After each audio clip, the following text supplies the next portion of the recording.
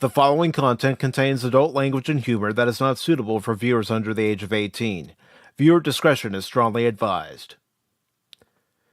The views and opinions expressed during the following video content are those of the individual and may not reflect those of others. Thank you.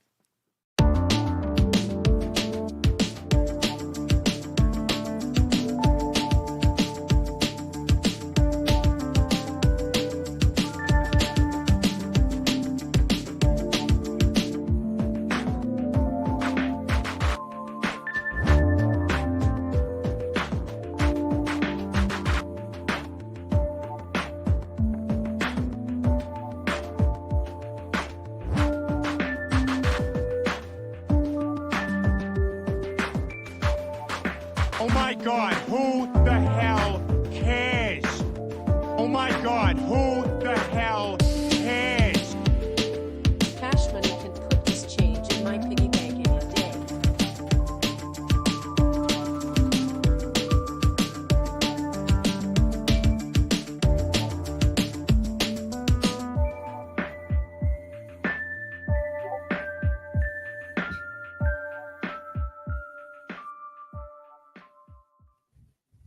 Good morning, good afternoon, good evening, and welcome one and all to this edition of Pacific414 Pop Talk, along with Cash Money 007. I am your host, Mike. Baron Norman Tag is with his family today. And today we are going to talk about 3 specific stories, and then, time permitting, we might get on to some of the other stories that we had planned. But our 3 main stories for today are from comicbook.com. Isabela Merced, who is currently playing Kay in Alien Romulus, says Kaitlyn Dever needed extra security on the Last of Us set. We'll get into that as to the reason why she needs extra security. Yep. And then we also have an article from Variety where Vince Vaughn says responsible comedies are a snooze fest. Hollywood should let young people go make movies and leave them alone. That's going to be an interesting read. It should be, yeah. And then from GameSpot, we have an article where Tim Burton's Batman is getting a novel. Mhm. And it's going to be a sequel to the original 1989 Batman. And that sequel novel is called Batman Resurrection. Well, we'll find out what it all involves. But you know Yeah. what? Everybody except James Gunn loves the 89 Batman film. All right. Oh, and just to add to the sounds, Take my authority! we should That- put that in there. yeah. Well, which one are you going to play? I just I had to play Respect My Authority. So yeah. I didn't get that one in a little bit sooner, so I wanted to add that in. Yes, that's right. Respect my authority. Easy, man. Screw you guys. I'm out of here. Easy, man. That's right. Screw you guys. Darn right. I just got to fix my Screw you guys. audio settings. you- on. You just gotta, yeah, it's just gonna keep playing until you stop it. Yeah, I know. Let me fix that. Screw you guys. There. in case anybody doesn't know, respect my that's right. authority. Here, let me Yeah. just do Yeah, I one know it's quick weird. It, adjustment. like when you play the sound, it just keeps looping. Yeah, It because doesn't every stop. time Yeah. you go into StreamYard, it automatically puts it on loop for some reason. Yep, it does. So you have to stop it yourself. That's okay. Yeah. All right. So, Cash, how are you doing today? I'm doing pretty good. Awesome. And I Yeah. hope everyone else is doing pretty good too. So far, I see Leia Rose in the chat. Good to see you, Yeah. Leia Rose. Always good to see Leia. Yes. Mhm. And I'm sorry. He keeps telling me I'm wrong, but you got to know rule number 1: Mike is always right. Rule number 2: if Mike is wrong, see rule number 1. Rule number 1, right? I actually I have it. It's something that my parents gave me when I was growing up. I have it somewhere in the house. I'll find it, and one day I'll show it on camera. They got it as a joke thing, and I've kind of run with it for a while. Me wrong? No, I'm never wrong. I'm always right. I'm always right. Okay, maybe not always, but let's go ahead and get into our first article. And that first article is going to be about Kaitlyn Dever needing extra security, according to Isabela Merced. Mm-hmm. So let's go ahead and bring it up on screen, and I'll share it in the various chats. And hello to everybody listening or watching right now on YouTube and Rumble. It's always great to have you here. Even when I'm in a grumpy foul mood, it's still always nice to have you here. And that grumpy kind of mood where it's like, get off my lawn.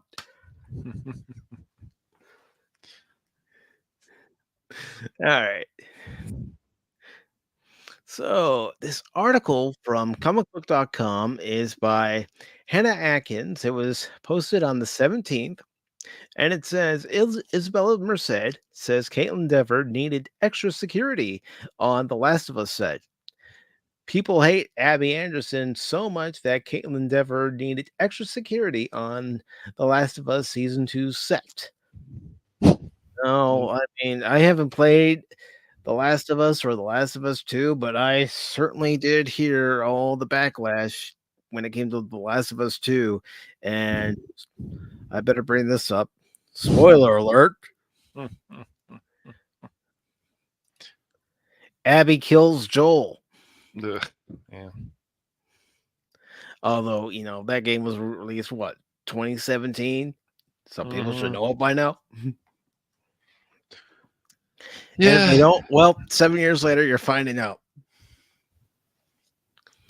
So it says, joining the second season of HBO's The Last of Us live-action series is Kaitlyn Dever, stepping into the role of Abby Anderson, an antagonist to Joel and Ellie that has been hated since The Last of Us 2 released.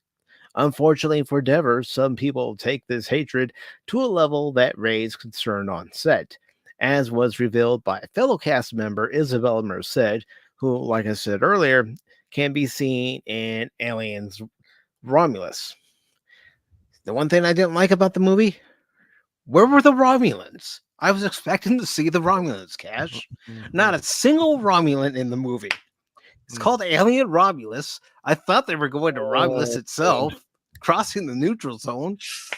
And there were no Romulans, not even a Reman. Those aliens were afraid of the Romulans, man. That's what happened. Obviously. Obviously. But it says that it was revealed by Isabela Merced, who said that her co-star needed extra security on set because people who genuinely hate her character. Speaking on the Happy Sad Confused podcast per Variety, Merced said, "There's so many strange people in this world because there are people that actually genuinely hate Abby, who is not a real person. Kaitlyn had to be extra secured by security when it came to the filming of this." Dever's casting in season 2 of The Last of Us has faced fairly consistent backlash since its initial announcement, with gamers used to specific appearance for the antagonist too often taking their concerns over Dever not being muscular enough for the role to a harmful level, hence the concerns on the set that resulted in up security for the cast newcomer, combined with the fact that Abby is a character who has never really had very much of a fan base or many apologists to begin with. It's not hard to imagine being in this position could be difficult. Well, everybody's been saying it since season 1 of The Last of Us ended, and uh, I'll admit, I thought the show started off okay, but it never really completely grabbed my attention and made me go, "Yeah, I want to watch season 2." And Cash has his own thoughts on the show. He watched it as well. And I will say I don't really have any interest in watching season 2, much like there are some people who have no interest in playing The Last of Us 2 ever again. When it finally goes down to like $10, I might finally play it. I feel like Yeah. to play it at some point. Abby is just makes a lot of people annoyed. It's that's right. You're wrong. I just I don't know. I would find it funny though if Pedro Pascal convinced Neil Druckmann. I'm gonna actually use his real name, I guess. If he actually convinced him to keep Joel alive, because as according to Druckmann, as he said last season, he's going to change things that aren't in the game. Mm-hmm. He's going to change things that he doesn't feel work, that worked in the game but don't work. It's funny. Yeah. When I watched the episode where you find out about Bill and his partner, Yeah, and then I compared it to the game, I honestly think the game they should have version is kept. better. Yeah. Bill should have stayed alive, but no. Yeah. Spoiler alert, people. Yeah, I got a lot of flack on some stream for that. People said, "Oh, you have a problem with the relationship?" No, I have a problem how it ended. But Yeah. people want to jump to conclusions, and they jumped on me, and I was like, "Oh, for fuck's sakes, here we go." I just was like, "This is just absolutely stupid." But no, the way it ended, it was better in the game. Bill should have stayed alive, and Ellie should have saw Bill in the house and said, "No, I had to do this." But no, they wanted to do this whole freaking kind of Romeo and Juliet thing going on, I guess. And I didn't like it. I didn't like that. I haven't finished season 1. I need to. I think they got some of the creatures right, the zombie stuff right. I didn't mind Pedro Pascal as Joel.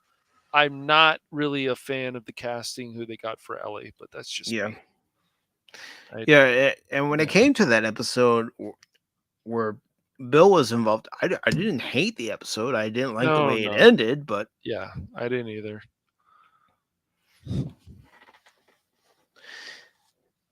But as far as The Last of Us season 2, I'll probably just be listening to other people who are watching it to hear what they're saying about it. Yeah. But yeah, I will finish season 1 sometime. I think I got a few episodes to go to finish it. So, as far as an actress needing extra security just because she's playing a role, that role happens to be a character that people don't like, just goes to show that there are still a lot of people out there who cannot separate the fictional world of The Last of Us and the acting world being portrayed in the show. Yeah. If they're going to take it out on the actress. But did they really need that extra security, or did they just, it could be one of those things where they're trying to, make it more dramatic. Yes. That wouldn't be surprising to me. No, it wouldn't. Yes, it's possible there's people out there acting stupid on the internet. Wow, what a concept. Hey, even just most like most of Hollywood usually towards fans. Yeah.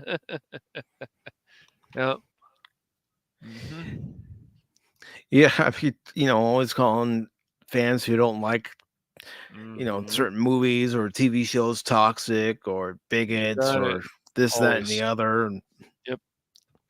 It's like, no, we have our criticisms. I told you my criticisms of Alien Romulus. Yep. I liked it up to a certain point. Yep. And it's like that roller coaster. It's going up, it's going up, it's going up, but there's that drop coming. Yeah. But any other thoughts on this article, Cash, before we move on? No, not really. I'm not interested in the second season. I'll finish the first season sometime soon, but not interested in the second season. Alrighty. So we'll go ahead and move on to our next article. I'm posting the link into the various chats at the moment. All right. There we go. And I will share my screen. So Vince Vaughn recently received his star on the Hollywood Walk of Fame.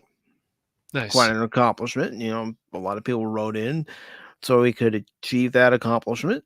But he has something to say about responsible comedies, safe comedies, as I put in the title for today's episode.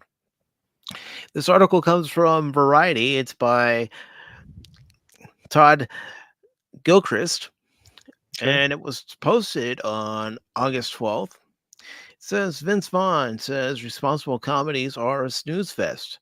Hollywood should let young people go make movies and leave them alone.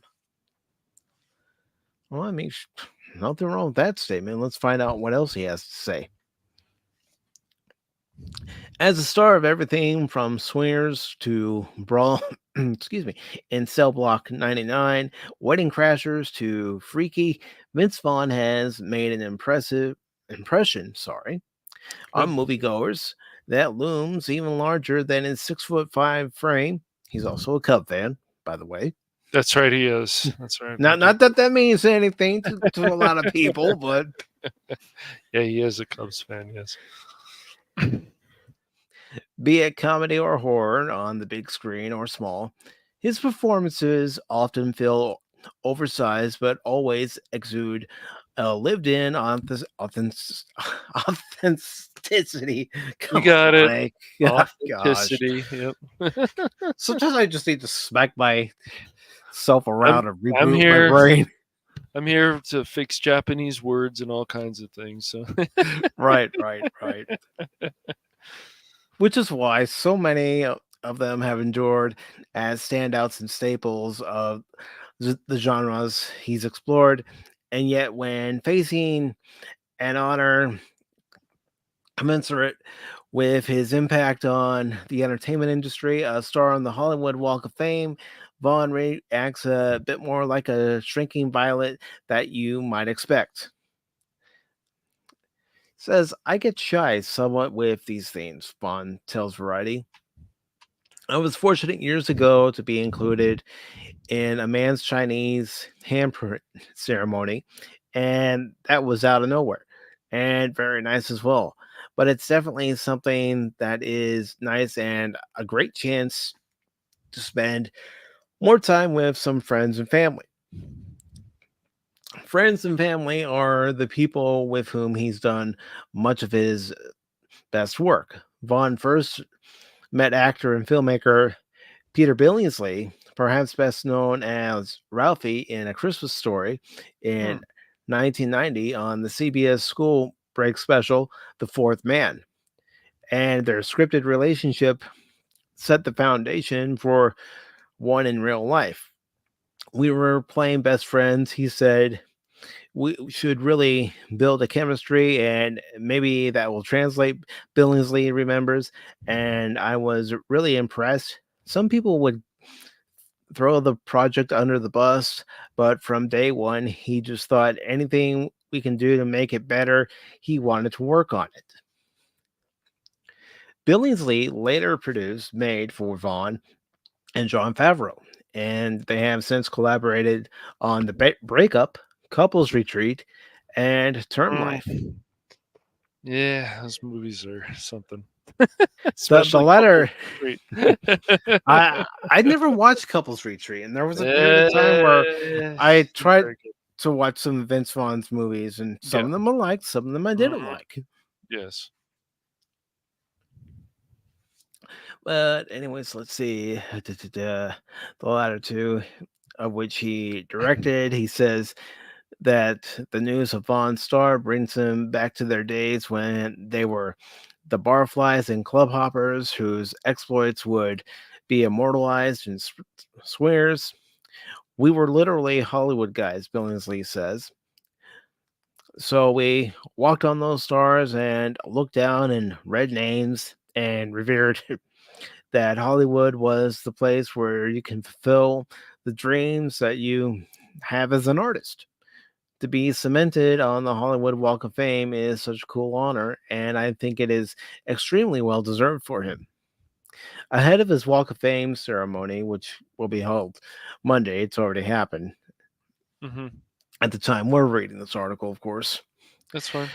Vaughn sat down for a lengthy conversation about many of his most famous films, the twists and turns his career has taken, and his perspective as an actor, writer, producer after more than 30 years in the entertainment industry.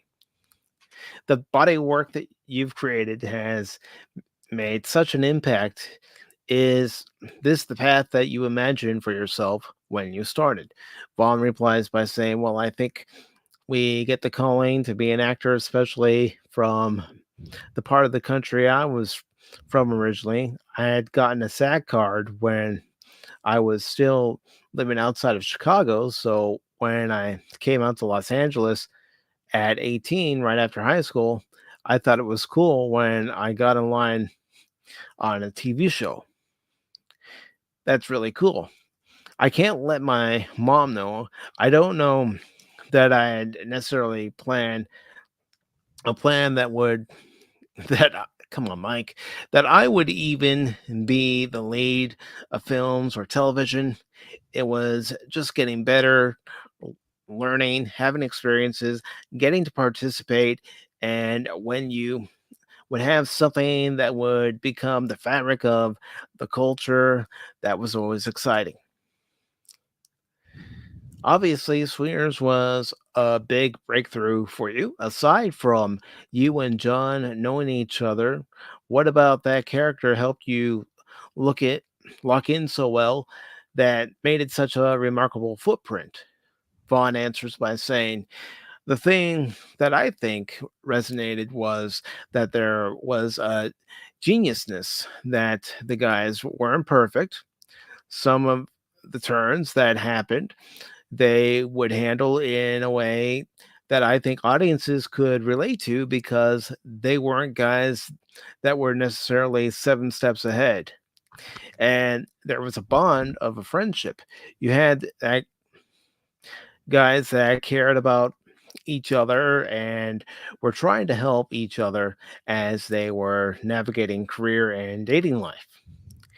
And when you're in pursuit of stuff and dating, you're lucky when you have good friends that are wanting what's best for you. To make sure that you weren't immediately typecast, how calculated were you in choosing projects that followed, like A Cool, Dry Place, Return to Paradise, or and Clay Pigeons? Vaughn answers by saying, I just picked material I liked. Those were character movies, and I wasn't too focused on trying to sell tickets. I remember my agents at the time saying, you're turning down a lot of these studio movies, and I just didn't like the particular ones they offered. And sometimes I was wrong, but I was just, as an actor, trying to do parts that I thought were interesting. And then it kind of changed with comedy when Todd Phillips came to me with Old School. It felt fun and interesting, and that movie is a fun movie. Funny movie too. Very funny. Yes. But by then, I remember that he said the studio's not sure that you can be funny because I had done mainly dramatic independent movies since Swingers. But obviously, once I did Old School, it opened up this road to these movies that I was excited to participate in that also happens to be very commercial. I mean, how many people remember that he was in The Lost World Jurassic Park? Yeah. Maybe probably not that many, but he didn't Yeah, have. He had a good role in that. So. he did. Hmm. Didn't last long, but he had a role. Yeah.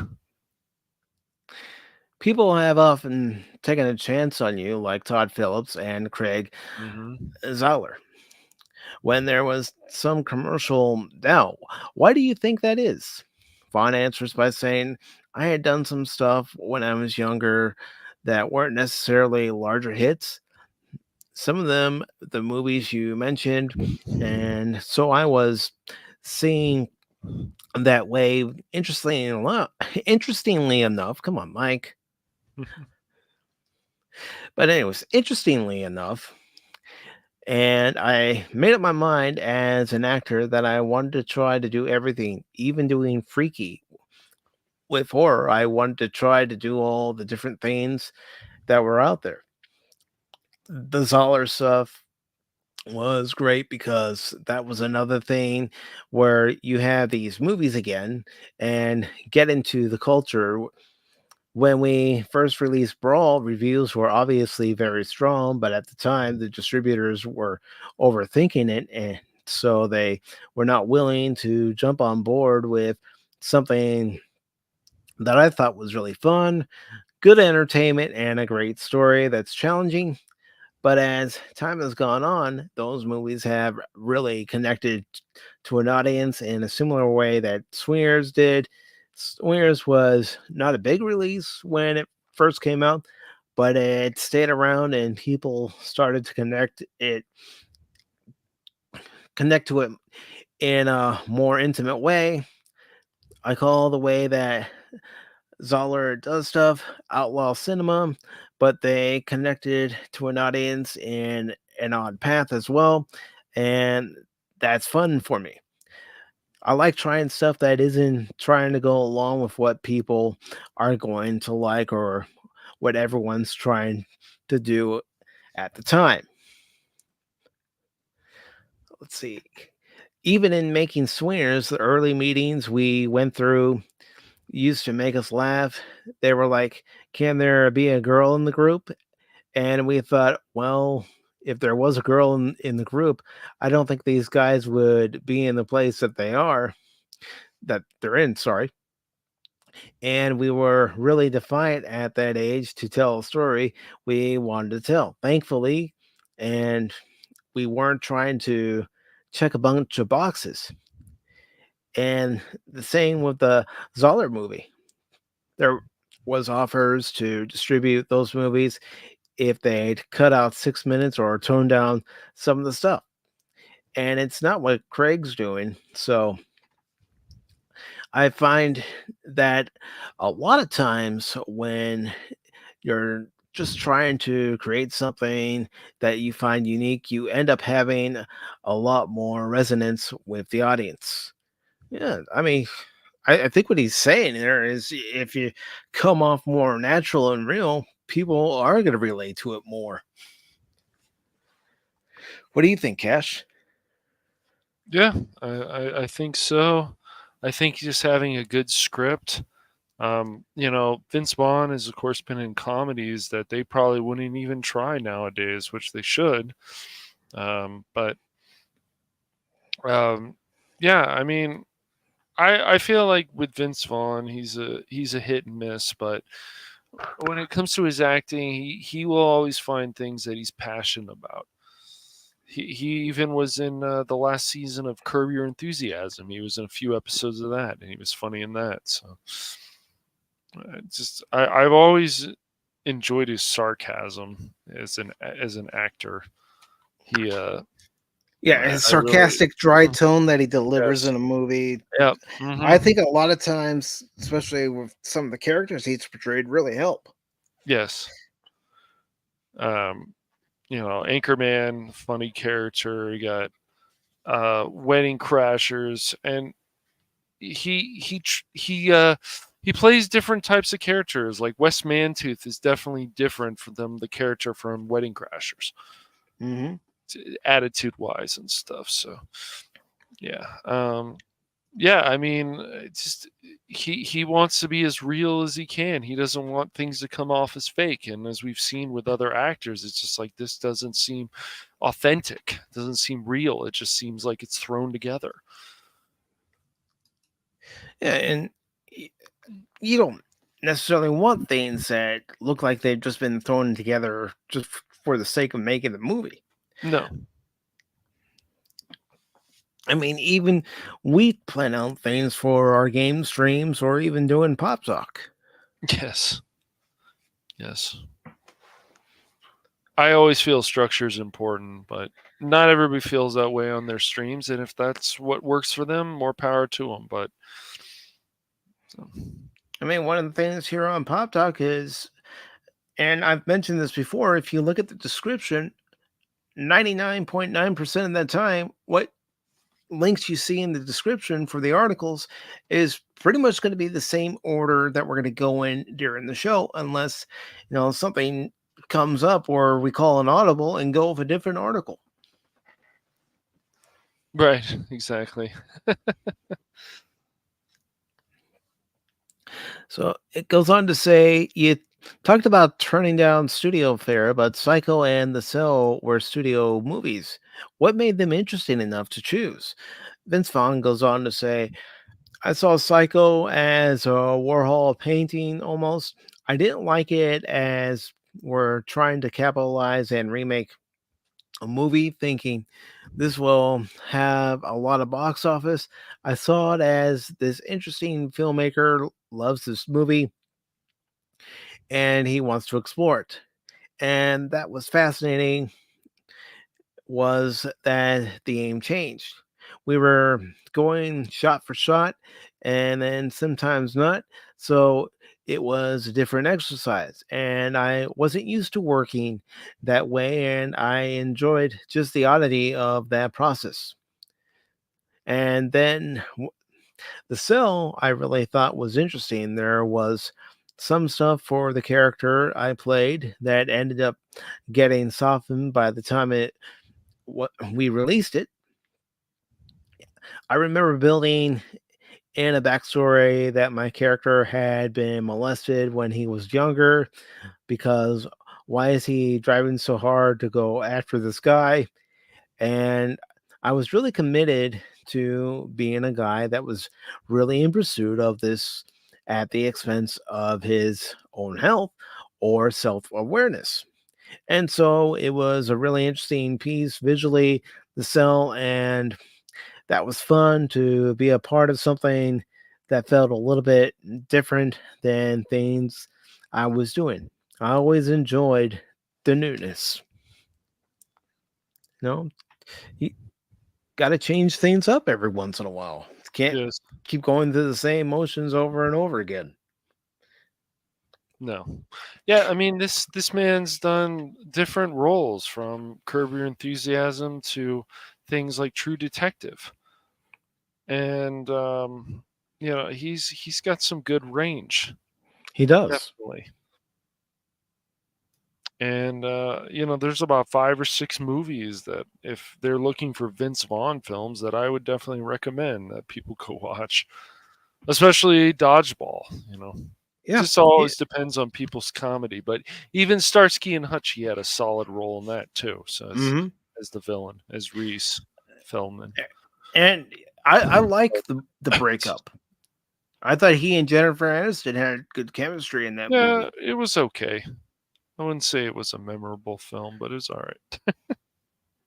Well, everybody has their likes and dislikes. Yeah. But I do want to say hello to the Fat Wannabe who says Vince Vaughn also produced Bill Burr's F is for Family. It's the type of comedy he likes. Hopefully, he can continue to support in the way he does for comedy. Mm-hmm. And of course, Mm-hmm. Phil McCracken, who says, Booligans! Yeah. Yeah. Agent Smith has returned. Agent Smith never left, Cash. Yeah, maybe not. Maybe not. And then Variety says here, I read an anecdote from Bradley Cooper where he was admiring you on the set of Wedding Crashers because of your commitment to a bit that he said was not working. What enables that fearlessness? Do you have a formal process for playing characters? Vince Vaughn goes on to say, I think it changes as you go.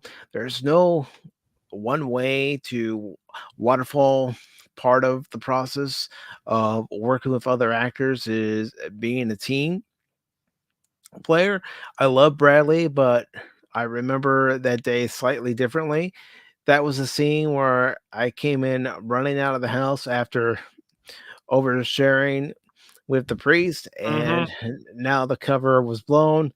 It was a grandmother with a shotgun, and I remember feeling like this could feel a little sitcom almost. These meddling kids. Yeah, yeah, yeah. I'm Mm-hmm. laughing because that's exactly how the scene is. Yes. And honestly, it's been so long since I've watched the movie. I think I need to watch it again to get a good laugh. It's funny, but it does get serious too. Yeah, It it definitely does. does It get does. serious. Yes. So I did a lot of stuff that was not scripted, and it came more from a place my character was in than was the lines. I remember really spending my day thinking about how to go about that. I like sometimes when your feet can't quite touch the water, it feels like a little vulnerable. So now you have to overcome it. Uh, and he also goes on to say another scene that reminded me of that was from Swingers, which was scripted that John and I are in the old 101 diner. We're saying, your money, baby. And the crew was not necessarily thinking this is a great movie.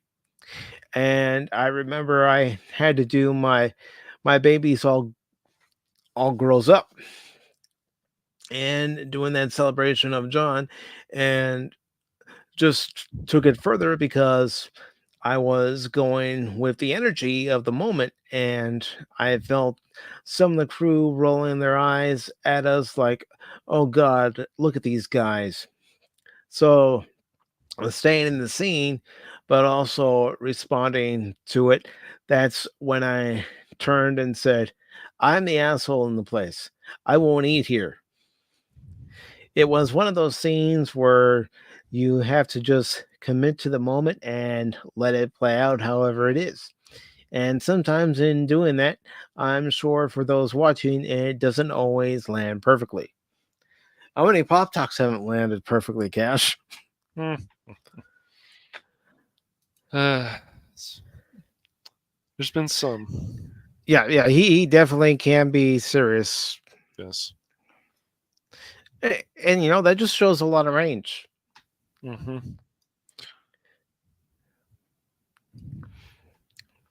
They ask him, how easy is it for you to know the right number on the dial for each character? Vince Vaughn responds by saying, well, I think tone is everything. You're telling the audience how to take something.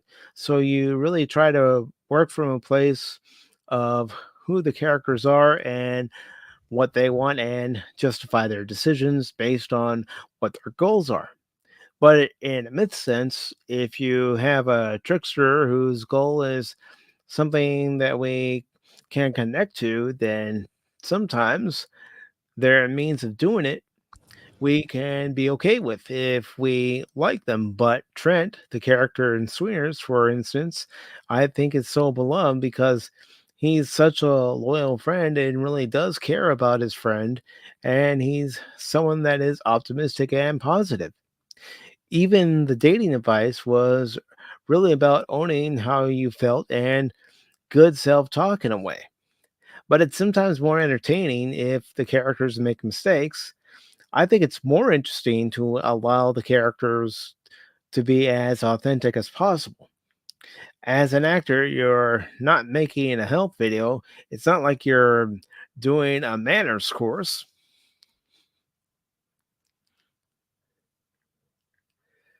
And of course, this is from Brawl in the Cell Block 99. This picture right here. Uh, Variety goes on to say, from John to David, Dobkin to Ben Stiller to Peter Billingsley to Craig Zoller. How easy has it been to find people that give you that sense of freedom or protection? Hmm. Oh, let's see. It's a bit like dating, isn't it? Or making new friends. I don't know anyone who's like, I really love someone making a character be as polite and evolved as possible. If anything, it's like, can we get away with this?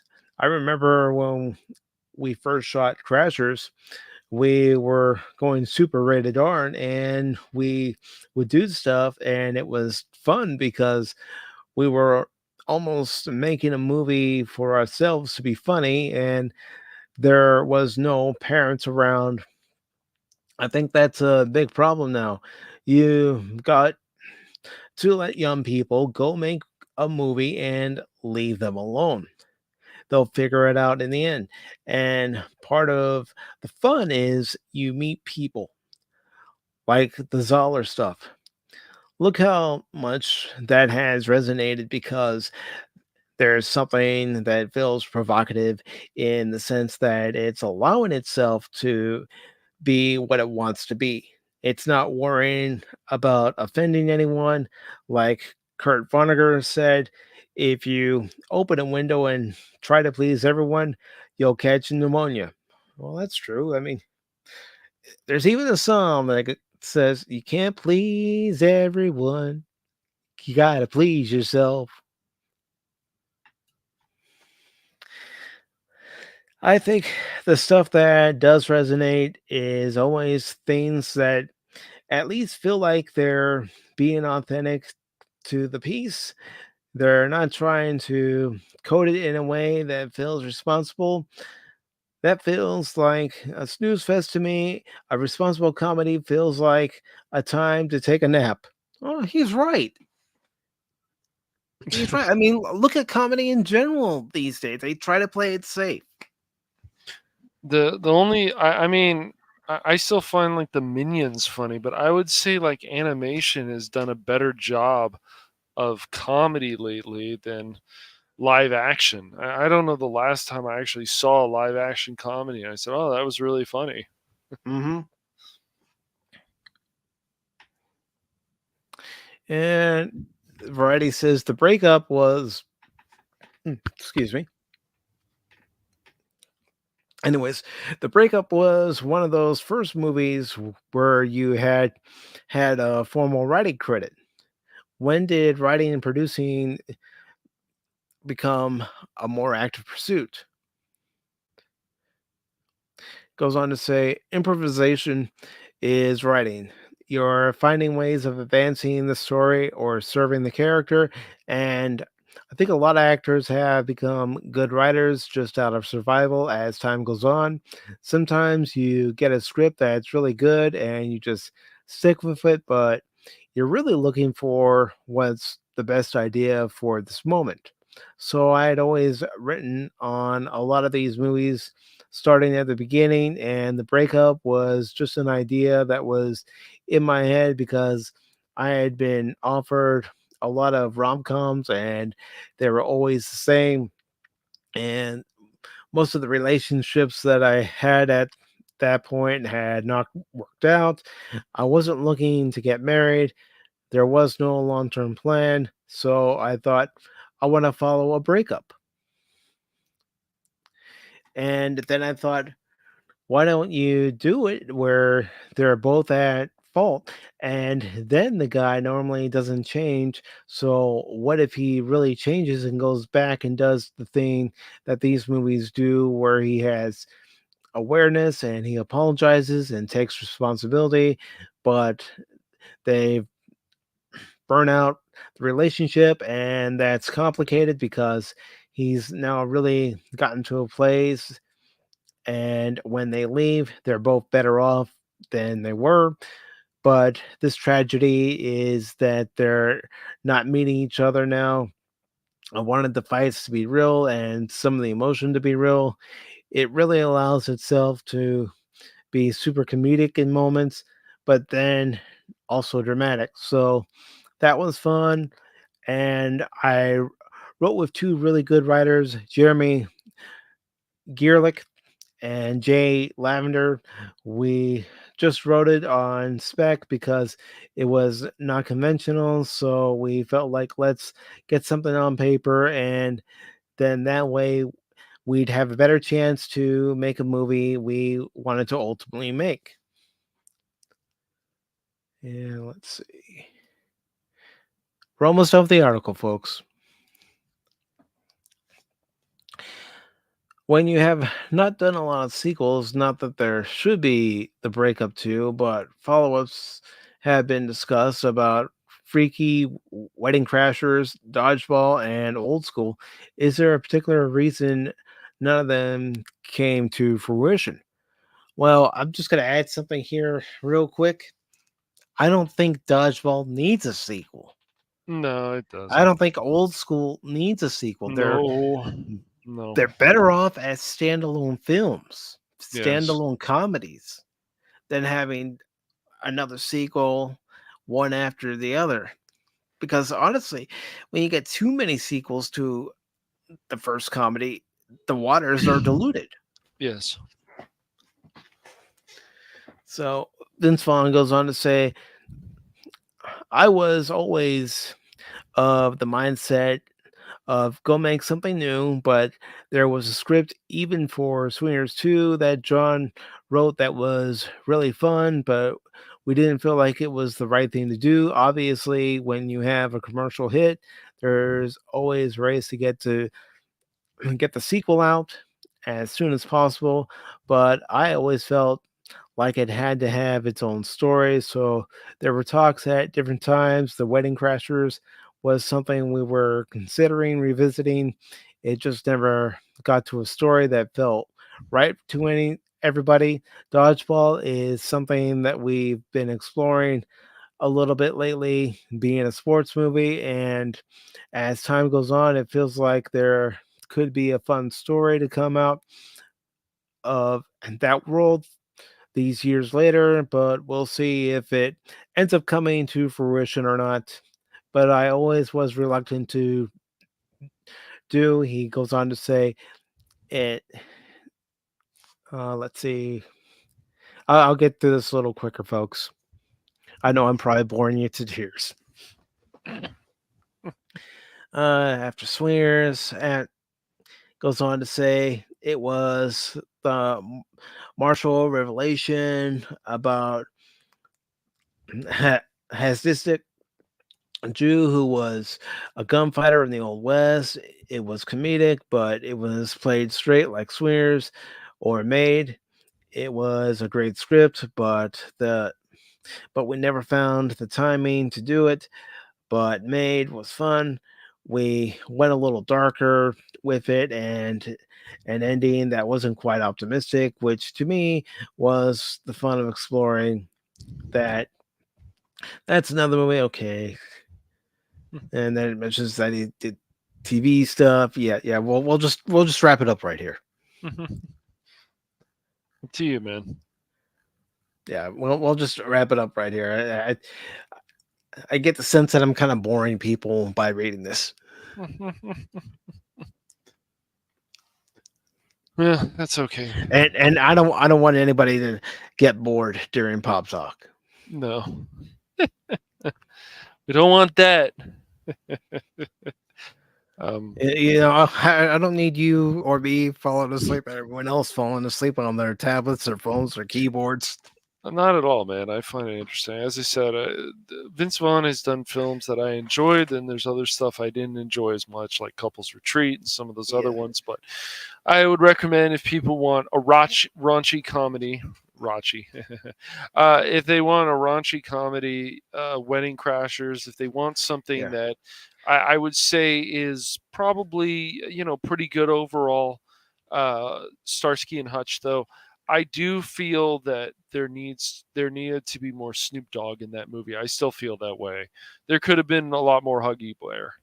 There should have been more Huggy Bear in the Starsky and Hutch movie. That's just how I will always feel. But overall, it's a pretty good story, and you even got the two main actors at the end to do a cameo. So Yeah, that was nice. And Mhm. honestly, there are some movies I've watched once and haven't watched again Yeah. that I am thinking I need to go back and watch that again. Yeah, Starsky and Hutch is a pretty good movie. I would still say uh, the better film that Vince Vaughn is in. The Internship is actually overall pretty good. It's got its problems. The Breakup, I don't really feel is memorable. I haven't watched it in a long time. I think my brother and I watched it when it was coming out in the theaters. Gosh, that was years ago. Yeah, I think What that was what else? 2004, or Yeah, maybe later. yeah. Dodgeball is definitely something that I recommend to everybody. You can watch over and over again, but it also depends on what kind of comedy you enjoy. Hmm. But definitely not everything that Vince Vaughn does is raunchy either. So No, that's no, no. And not every comedy has to be raunchy to be no, it entertaining. doesn't. No. So Some comedies could contain dialogue that's just downright hilarious and, have that physical aspect to it that people enjoy. yeah. So Would you like to read our next story, Cash? I guess so. I'll I, be nice. I guess so. I guess so. He says, I guess so. Yeah. I guess so. No. What do you Yeah, mean you'll it's guess fine. so? I guess so. Okay, so let's see. Let me first share this, of course. Do the process. I'll go ahead and share it on the Rumble side. All right. Okay. And I'll put the link into the YouTube side. Hope I can get this person's name right. I'm gonna be nice and not just say, it's just from Games a Spot. Who cares? Who cares about these people who wrote the article? No, but Yeah, it's always good to give them credit. I mean, this yeah, is it where is. we're getting it from. And Yep. So let's see. We got an article here from GameSpot by Darren Bonathews, I guess is pronounced his name. I swear I gotta look that up. You mind if I look that up real fast? go ahead and look it up. I think you're close though. I think I'm close. All right, Google, tell me what I need to know. Do something useful for once. Google, how do I pronounce this name? Come on, Google, you got this. All right. Oh. How do I pronounce the name Mike? This is what we Mike. do. This is what we do with Japanese. We're gonna get these names right. We don't care what these people want. No, I'm just kidding. No, I try to get the names right. Try to get as close to how it sounds. Bonhughes? Is that how it's? Let me It might be Bon Hughes. Bonhughes. Okay, I guess that's how he pronounces his name. Darren Bonhughes. Is that? I'm sorry, I gotta say that again.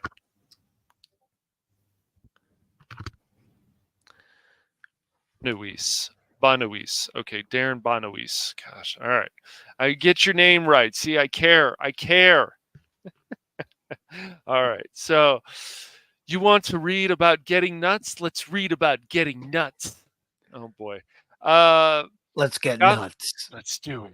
Okay, so Gotham City has 1,000 stories to tell, and if you're looking to discover what happened between the events of the 1989 Batman movie and its sequel Batman Returns, then you can soon crack open the spine of a direct sequel to Batman 89. Published by Random House and slated for October 15th, Batman Resurrection is an official 336-page novel. Well, that's good. Written by John Jackson Miller. He has plenty of experience writing stories. I don't need to say other. Writing stories set in the worlds of beloved franchises, including Star Wars, Star Trek, Halo, and Planet of the Apes. Batman Resurrection is available to pre-order in hardcover format. Oh, that's nice. That is at Amazon for $27.49. Was $30. Ooh. Well, I was going to say that's No, actually good. not a bad price for It's a not. hardcover book. Yeah, and I will tell people that even though physical copies are nice, and I recommend them over digital. I will say this: the Kindle app that you get on your tablets or your phone is quite nice. It really is. It's actually, you'd be surprised how much reading you can get done just on your tablet. But it's nice to also have a paperback book in your hand to read Yeah, something. yeah. I I was think having just gonna both say choices I'm is I'm nice. still Yeah. old fashioned where I like Right. to be able to turn the Yes. pages and Exactly. The Kindle ebook version is available for $15, and the audio book will launch the same day too. Okay. Set shortly after the Joker lost a fight with gravity, a stone golem, and the hard pavements of Gotham, Batman Resurrection examines the lasting impact of the clown prince of crime. The remaining members of the Joker's gangs have set up a cult of personalities centered around their dead leader, and with the wannabe Jokers joining the ranks. They began a campaign of arson. Oh my gosh, arson. I'm shocked. That threatens to engulf Gotham in flames. Greedy opportunists like Mac Shrek, yeah, Shrek, yeah, okay, have started to exploit the situation and survivors of the Joker's chemical weapons, Simlek, overwhelming the city's hospitals. Okay. Caught in the middle of all this chaos is Batman, who continues his fight to protect the innocent as the Cape Crusader. Okay, so the real Cape Crusader, then. All right. Uh, if you're not a big fan of words being unaccompanied by pictures, you can also check out the official Batman 89 comic book series. Like the book, this also took place shortly after the film, and this graphic novel collects the first 12 chapters of the comic book series. It has stunning art, as well as a story that introduces characters like Two-Face and Robin to the Batman Burton universe. There's even a direct graphic novel adaptation of Batman 89 that was released to tie in with the film. And while it might be a few decades old, it's still fantastic to look at thanks to the art done by comic book legend Jerry Ordway. Ordway? Yeah, Jerry Ordway. Okay. You can't go wrong with Blu-rays of that Batman film either, as Burton's first Batman movie celebrated its 35th anniversary this year. These have a terrific section of extra content on them, including a brilliant documentary examining the influence of Batman and how this film helped kickstart a new era of superhero movies at the time.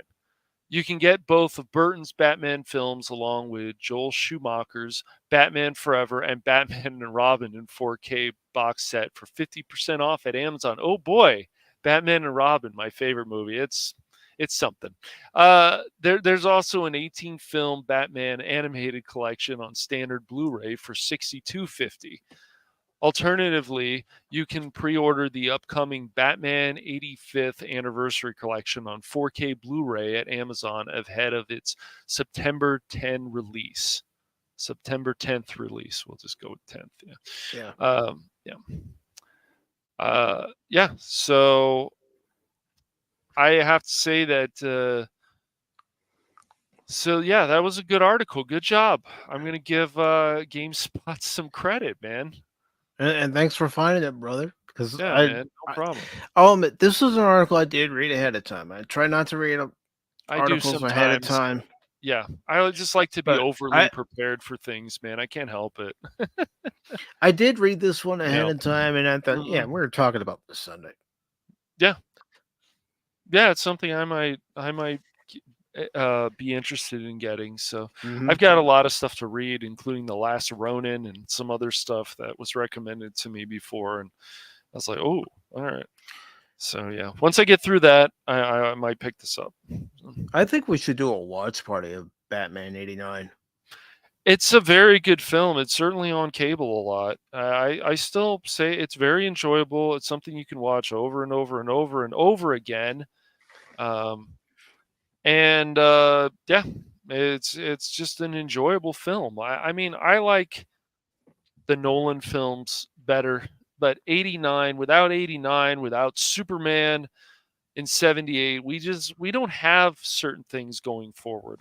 I mean, like I've said that before, but yeah, 89 is a very enjoyable film, and Mhm. I was interested that people felt well, Batman doesn't kill it. It's like, well, he did kill in the comics, guys. I mean, that did happen. Yeah. So, yeah. But And of course, I want to say hello to DJ Ronnie G, who's probably what's up, wondering DJ? where does he get all those wonderful toys? Yeah. Nicholson was a quality Joker. We've had a good number of quality Jokers. Yeah. We really have. So, yeah. Of course, DJ actually said, "Hello, Elon. I mean, Cash a Bike." Really, you're putting us in the same league as Elon Musk? I don't know that we belong there, DJ. No. There was a cast. I don't know which one it was about. Okay. I asked Michael Keaton, "Will there ever see a Batman again?" And he says, "Never say never." Yes, I did hear some about that. I'm not a fan of what they did with him in the Flash. I was like, No. If If we ever get another Batman movie with Michael Keaton, I want it to be Batman and only Batman, not some cameo from another DC superhero helping Batman out. I want it to be a Michael Keaton only Batman movie. Yeah. Who would be his villain? Well, how about Red Claw? No, I don't know. That could be cool, actually. Why not Mad Hatter? Sure. Why not? I would love to see Mad Hatter on there too. Yeah. Yep. Or Clayface. Yep. Yes. Clayface would be cool. Yeah, I don't know. And Vicky Vale can come back. They could do a lot of cool things, but I don't know. It just depends. Warner Brothers is just they're in that weird space right now where you don't know what they're going to be giving you, and if it's even going to be good quality. Yeah. Let's see. Pat Wannabe says 89 Batman is easily my favorite over all the others. Same. It's very good, Pat Wannabe. I can't say it's crap when people. I mean, it bothers me still that James Gunn thinks that movie has so many problems. I don't agree. I really don't. Yeah. Yeah, I don't know. Exactly.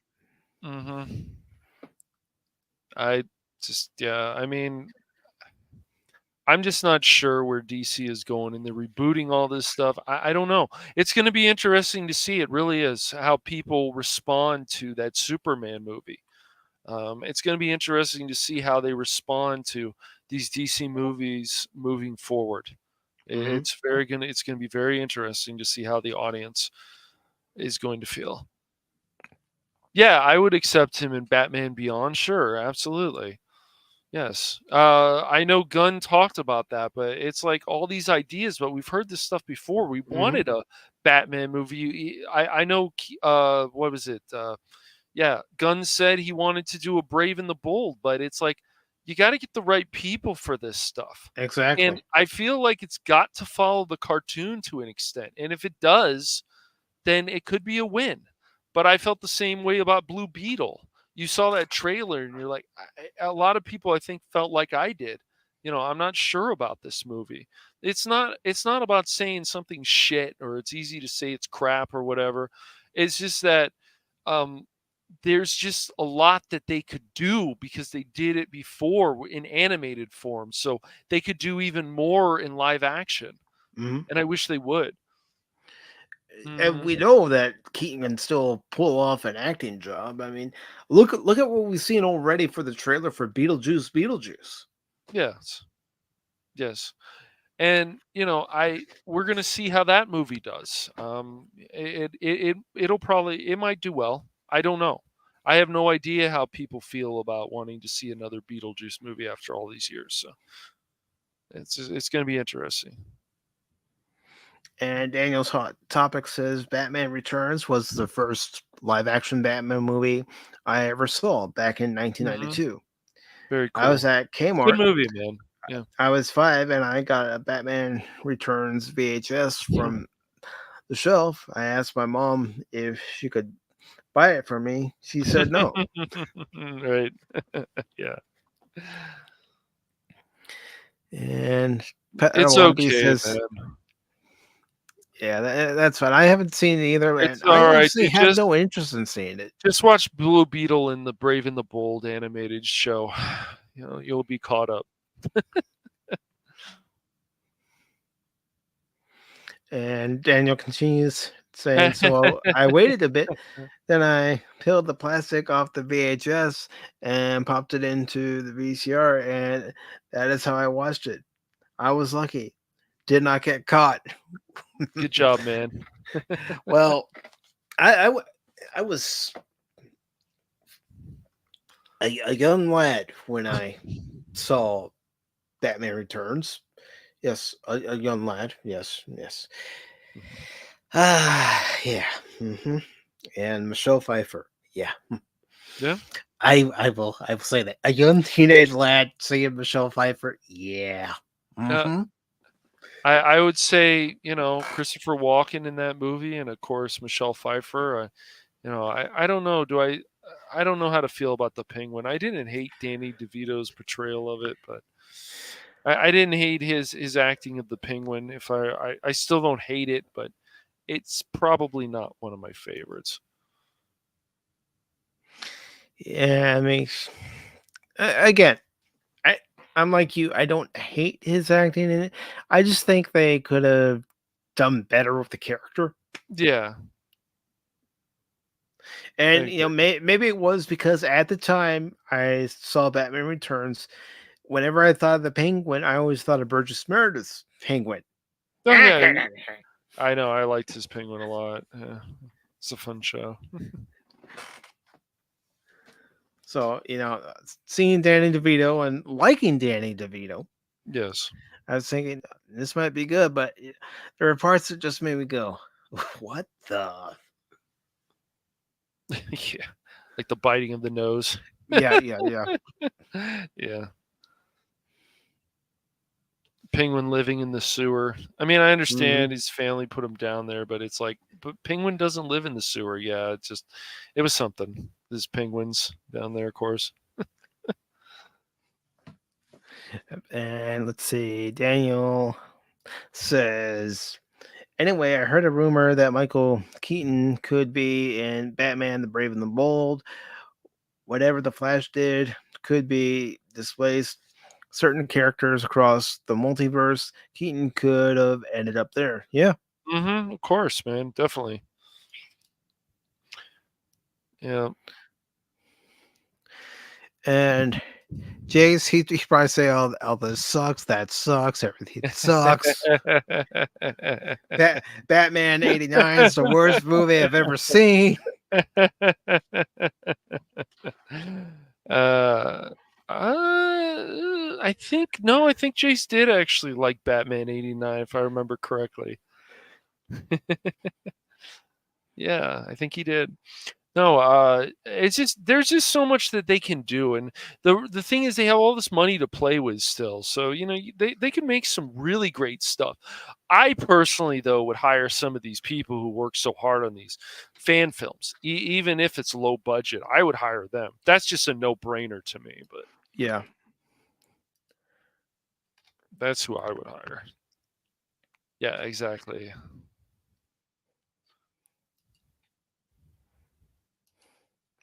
He goes, I like that Huh. movie. Well, Jace liking something. I Who'd have know, thought? man. That's crazy. That Norwegian likes something. That's nuts, man. That's crazy, man. Come on, man.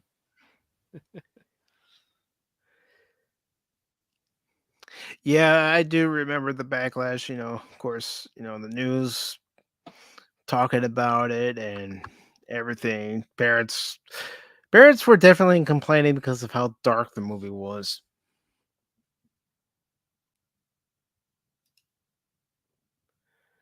He says, "I don't hate everything." Well, no, No, you he do like doesn't. you do like Jenna Ortega. Right? Yes. Yes. But So yeah, I guess I can understand people criticizing Batman Returns. To me, it's never going to be as good as '89, but it's still I don't think a bad film. I think it's enjoyable. I think it's something you can watch again. I have watched it since I saw it Yeah. in the theaters. Me too. But I think it's still a good movie. I still have my VHS copy, like I showed a few months ago, and I bought the 4 movie set that, of course, comes with Mm-hmm. Batman Returns, and of course Batman Forever and Batman and Robin.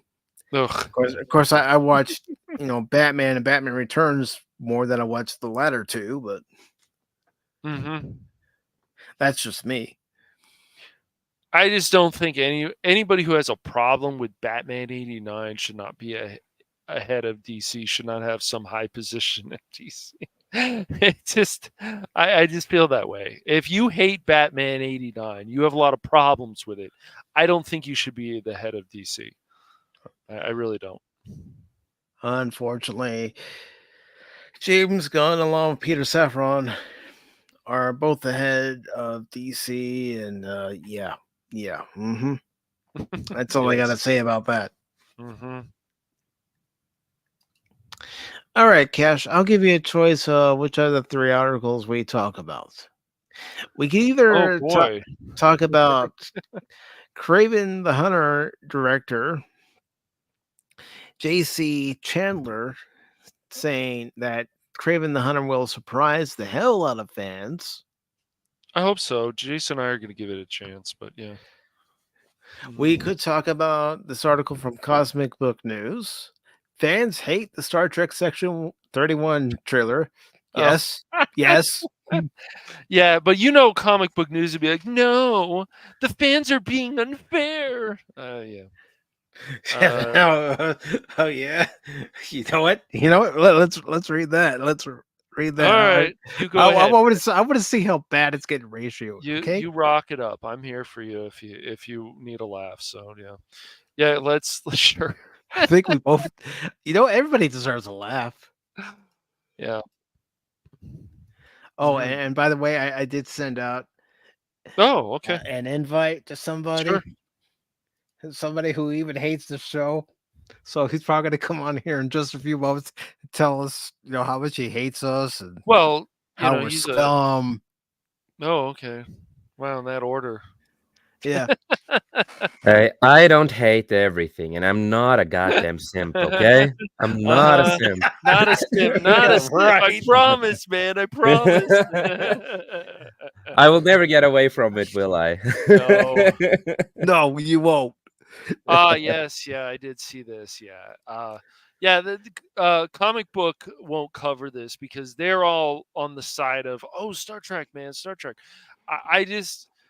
Star Trek just keeps limping along for some reason. I don't know. Yeah. It just does. Like some of this other stuff, they just keep limping along. I mean, I'm still surprised that Rings of Power got a second season. There has to be more of a push of Amazon than the fan base. But who knows? I don't know. Yeah. Yeah, exactly. If people want to watch something quality, I would recommend One Piece and I would recommend Fallout. Any day. I'd recommend both those shows. Yeah, I will recommend them, and I would recommend Avatar too because it's actually pretty decent. I like it a lot. Yeah, I might have to watch some more of that. And Rebel Moon. Hey, I ain't mocking you for liking Rebel Moon. It not at all meets all your expectations for entertainment. That's right, and that's a good thing. It does. So, and Daniel, yes, it is painful to watch. I watched it. This is what I thought to myself: what the hell is this bullshit? Yeah, it's just I don't know. It's just they keep trying to tell people this is Star Trek, and people go, what? No. So is this show is going to be a continuation of the other, STD or what's going on? Yeah, it's related to STDs, and you never want anything related to an STD. I was going to try to. I've never heard about the STD section 39. I laughed. Yeah, it's you never wanted STD. No, you don't. And unfortunately, Star Trek has one. Yes, called and they continue with Discovery. Yeah, and of course it is with Section 39. It has to be a new STD I've never heard about. 39. Section 39. That's even an area Starfleet will go into. Oh man. But Michelle Yeoh, she was also in the other one, right? Discovery. Yeah, she was in Yeah. Discovery. They're basically taking her character and giving her a spin-off series or movie. But was her character even some popular? BS. The show wasn't popular, and was even her character popular? I don't think know. I think in this case it's more of Michelle Yeoh being popular over her Yeah, character. she's Yeah, I because mean, she's popular. I know that, but I meant her character. Like, was there anything interesting with that character that made people like, oh, we want to see more? No, I didn't find her character to be anything likable. And yes, granted, the character comes from the mirror universe, but still, it's like, no, I've seen better mirror universe portrayals of mirror universe counterparts. Yeah. And this isn't it. This isn't cutting it. Yeah. And the trailer is out, they said? Yeah. It released a couple weeks ago during Comic-Con. that's right. Okay. It did. Yeah. How much is the dislikes now, you think? Oh, We could look at it. If you want. we're I'm gonna sure- look at it. We're gonna look at it. I know there are people have, but it's just something to look at and go, oh, look at the train wreck. Oh, look at that. That's crazy. Yeah. So it says fans hate the Star Trek Section 31 trailer. Paramount was recently sold. Maybe Star Trek will get another reboot. How about we give Star Trek a long break? Yeah. I think Yeah. so. This is by Matt McLowan. It was published 2 days ago and says fans really hate Star Trek Section 30, the Star Trek Section 31 trailer that was released 2 weeks ago at Comic-Con. The Star Trek Section 31 trailer is up on the official Paramount Plus YouTube channel and currently has nearly 30,000 dislikes. Damn, Brutal. that's a lot. That's The likes? Almost Only 31. 4.6K likes. Ouch. Oh, dang.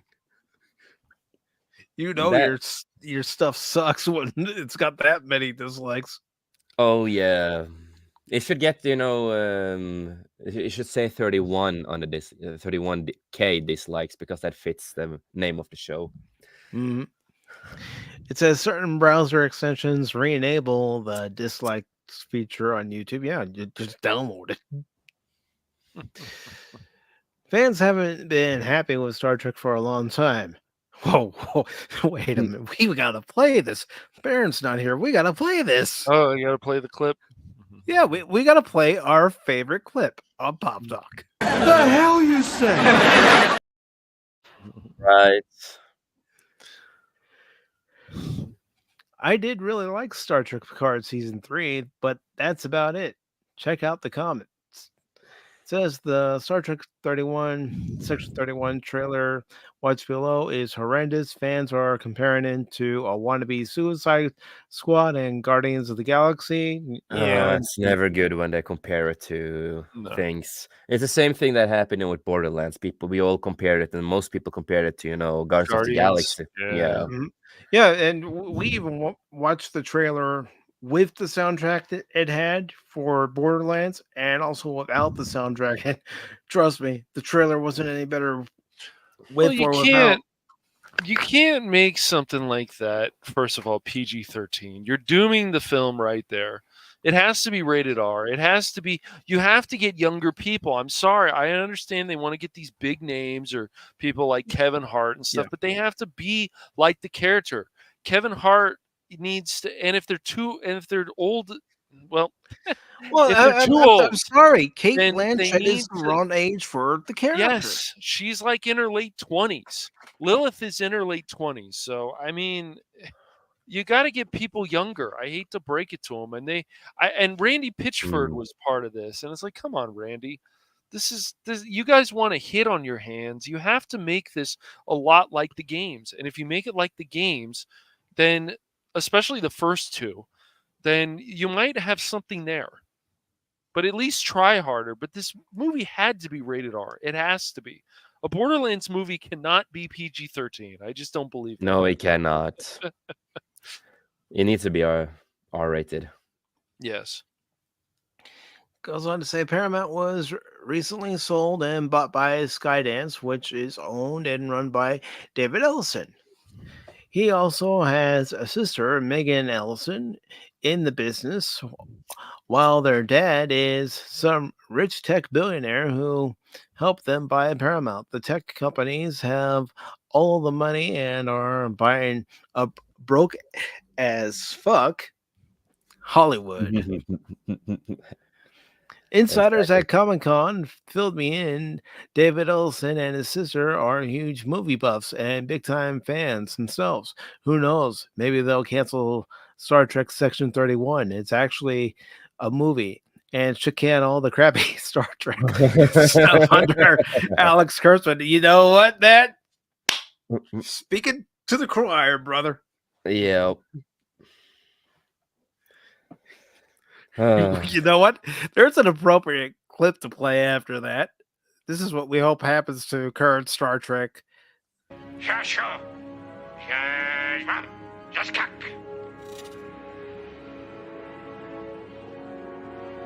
He said, "Today is a good day to die." Yeah. I'm so happy I never bothered with the new Star Trek stuff. I've just seen a couple first episodes of STD1 when it came out, and I stopped. I watched the Picard. I watched all through the Picard. Did not like season 1 and 2. Season 3 was okay, but again, I'm not a big Star Trek guy, so I don't know everything about Star Trek. So it's all right, dude. It's okay.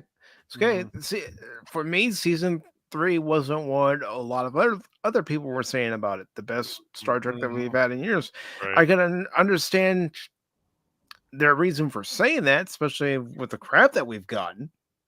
Yeah, out of the franchise. And it also, after what I've learned and understanding through time, it was a lot of, member berries.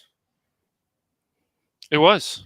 And as Daniel said earlier, the Section 31 trailer is painful to watch. Is it a movie or a TV show? It's going to be a TV movie. A TV movie, like Netflix movie? Paramount Plus. Paramount Plus, okay. Yeah. Not good enough to be a theatrical release, but it's good enough to be behind a paywall. Yes. For a service that I don't know how many people are even subscribed to it now. It says, what do the comments say? Here are some of the most liked and top comments. They're actually advertising this like it's Suicide Squad. Why copy? Why copy that? Yeah. Like, why? Star Trek 2025 Borg Dance Club. That would be a fun movie. Yeah, you got a lot of techno music. Yes, exactly. A lot of techno music and the Borgs dancing. I would have seen that instead. Yeah.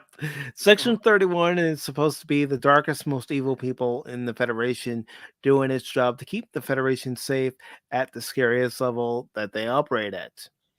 I suggest you pull up the Luther Sloan episodes and watch them and see how terribly you have failed at your job. Yes, Section 31, when introduced on Deep Space Nine, when they introduced Sloan, and the whole concept of Section 31 wasn't supposed to be one of those concepts that were overused and dragged through the mud like it is now. It was supposed to be a novelty. Something that would pop up every once in a while. Mm-hmm. Makes sense. When there was a reason for Section 31 to make themselves known. Because nobody is supposed to know about Section 31. Yet ever since Alex Kurtzman and crew took over, everybody knows. It's not unique anymore, They've taken away the mystery, the uniqueness. There you go. You got it. Mm-hmm. Even though I've not seen everything of Star Trek and I don't know the whole universe, at least I understand certain stuff because, again, it's a pop culture. It's a sci-fi show, and we know what to expect with the writing and all that kind of stuff. And the author goes on to say the people that used to bully me for liking Star Trek now own Star Trek. Can we just get a show that takes place somewhere between the motion picture and the end of Deep Space Nine that has around 20 episodes a season, features an ensemble cast crew, and is all about a group of Starfleet officers exploring the galaxy on their ship? Is this concept so hard? It is today. It is And today. you know, as much as we mock Star Trek 5, can we get moments like this again? Excuse me, I'd just like to ask a question. What does God need with a starship? Exactly. No, I agree with that. And it's not a hard concept either. No. It's really not. Not for Star Trek, not for any of these shows that are currently being No, directed to the exactly. But mud hole. unfortunately, again, all these people that runs it and writes whatever, all this kind of stuff, they don't care about anything like what we care about. With continuity, how it's run, the source, and also, they hire people that also mostly have been bullied. I agree with that. People that bullied us in a way, and they don't, and people that don't go through the source, they don't watch other stuff, they don't read any of the source. They just, now we're just gonna make whatever we feel for, right? Yep. I mean that's why it's always good to get together with Star Trek fans that actually care about, Star Trek canon, and try to Yep. come up with new things that still work in the Star Trek sandbox. Exactly. It goes on to say this must be the Guardians of the Galaxy script that got rejected. Oof. That's brutal. Yep. It is. That's like, oh shit. Let's hold an open staff meeting of a Black Ops group at the Tatooine Cantina where we can all be photographed together. Good Lord. Okay, Alex, you finally got to make a Section 31 show that you have so clearly wanted to make since you first got to work on the franchise, in defiance of all good sense and no one ever wanting or asking for such a thing. You did it. Enough now, please. Why do current Star Trek handlers seem to think Section 31 is James Bond in space? There is even an episode of Deep Space Nine mocking that kind of concept. Yeah, our man Bashir. Let's see. I'm old enough to remember when Star Trek was about mankind growing into a better future. Yeah, me too. Yeah. Me too. I miss that Star Trek. Yeah, I like Yeah. that Star Trek a lot. Not only is this not Star Trek, it's not even Section 31. Where's Vin Diesel and Rodriguez? And this picture is from the movie, right? Yeah. Yeah, this looks weird. Yeah. I don't get the Star Trek vibe just with the picture. I'm not seeing a trailer, but just a picture. No. It says Guardians of the Galaxy to me. I'm usually much kinder than everyone else in the comments, but what is this? Section 31 is supposed to be scenarios where I accidentally bump into you, say sorry, and you die 2 minutes later. They're supposed to be the worst to project the Federation. Protect the Federation. I don't know who they're making this for. This just makes me sad. Well, trust me, I've been sad about Star Trek ever since 2009. You can say that for a lot of properties. Who are they making Exactly. it for? It's weird. Exactly. Are they really making this stuff for the fans? It's not for the fans. No, it's really not for the fans at all. It really doesn't feel They're that not way. If making they any did, of you these could movies tell. and shows No. for the fans. They're making it for themselves. look Their at- interpretation of Exactly. what these Yeah. properties should be. And look, every time they go after the fans and diss the fans and shit talking the fans that they are quote unquote supposed to make it You're for. bigots. You're ist Right. because you don't Yeah. like this. Exactly. Yep. Pretty So much. it's just their own fan fiction of whatever they want it to be. Yeah, it is. It goes on with other comments saying if it hadn't Star Trek in the title, I wouldn't have recognized it as anything related because it's not. You watch that trailer, and you go, "This has absolutely zero to do with Star Trek." Yeah, I need Can to see I? the trailer. I need to see it after this so I can. All right, I'll pause it. I'll pause it. I'm warning everybody. You might want to get a barf bag. Oh boy. Can I report this as clickbait? The title says Star Trek, but there is no Star Trek in this video. You damn That's the most hardcore clickbait ever. It's hard. It's really crazy, man. Gaming and movies and TV. Like, there's some stuff you can tell. Like, Fallout is something that was definitely made for the fans. Yeah. That follows a lot of the game. It makes sense. They added some One new Piece characters. made for the fans. Yep, One Piece is made for the fans. And if more of this stuff, I would say Inside Out 2 was made for the fans. People can do this stuff, but I would say Deadpool, Wolverine, but I that was definitely made for the fans because, of course, Ryan Reynolds was so much involved in that. Yeah. And Hugh Jackman. So, yeah. Says, so who is the target audience for this? It looks dreadful. When a humble Cardassian Taylor is more I'm sorry for laughing. I know I feel like Kamala Harris. That's not a good thing. That's not a good thing. I may need to check myself in to the doctors. We'll check you out later. Yeah. Anyways, when a humble Cardassian Taylor is more menacing than your entire elite cast, you have a problem. But he was just plain simple Garrick.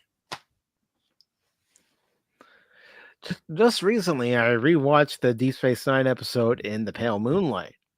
While not directly about Section 31, it was an amazingly written and acted episode that delved into all the nasty things the Federation was willing to do when its back was up against the wall, and the moral fallout that the characters must struggle with. And then we have this. Yeah. Well, Star Trek is also turning like the Federation into evil. We saw that in Picard season 3. I didn't really like that. I don't really look at the Federation as evil. There are some people that have been evil, sure, but the whole Federation, I don't know. And you know what, Cash? Next thing you're going to see Starfleet admirals telling Starfleet officers,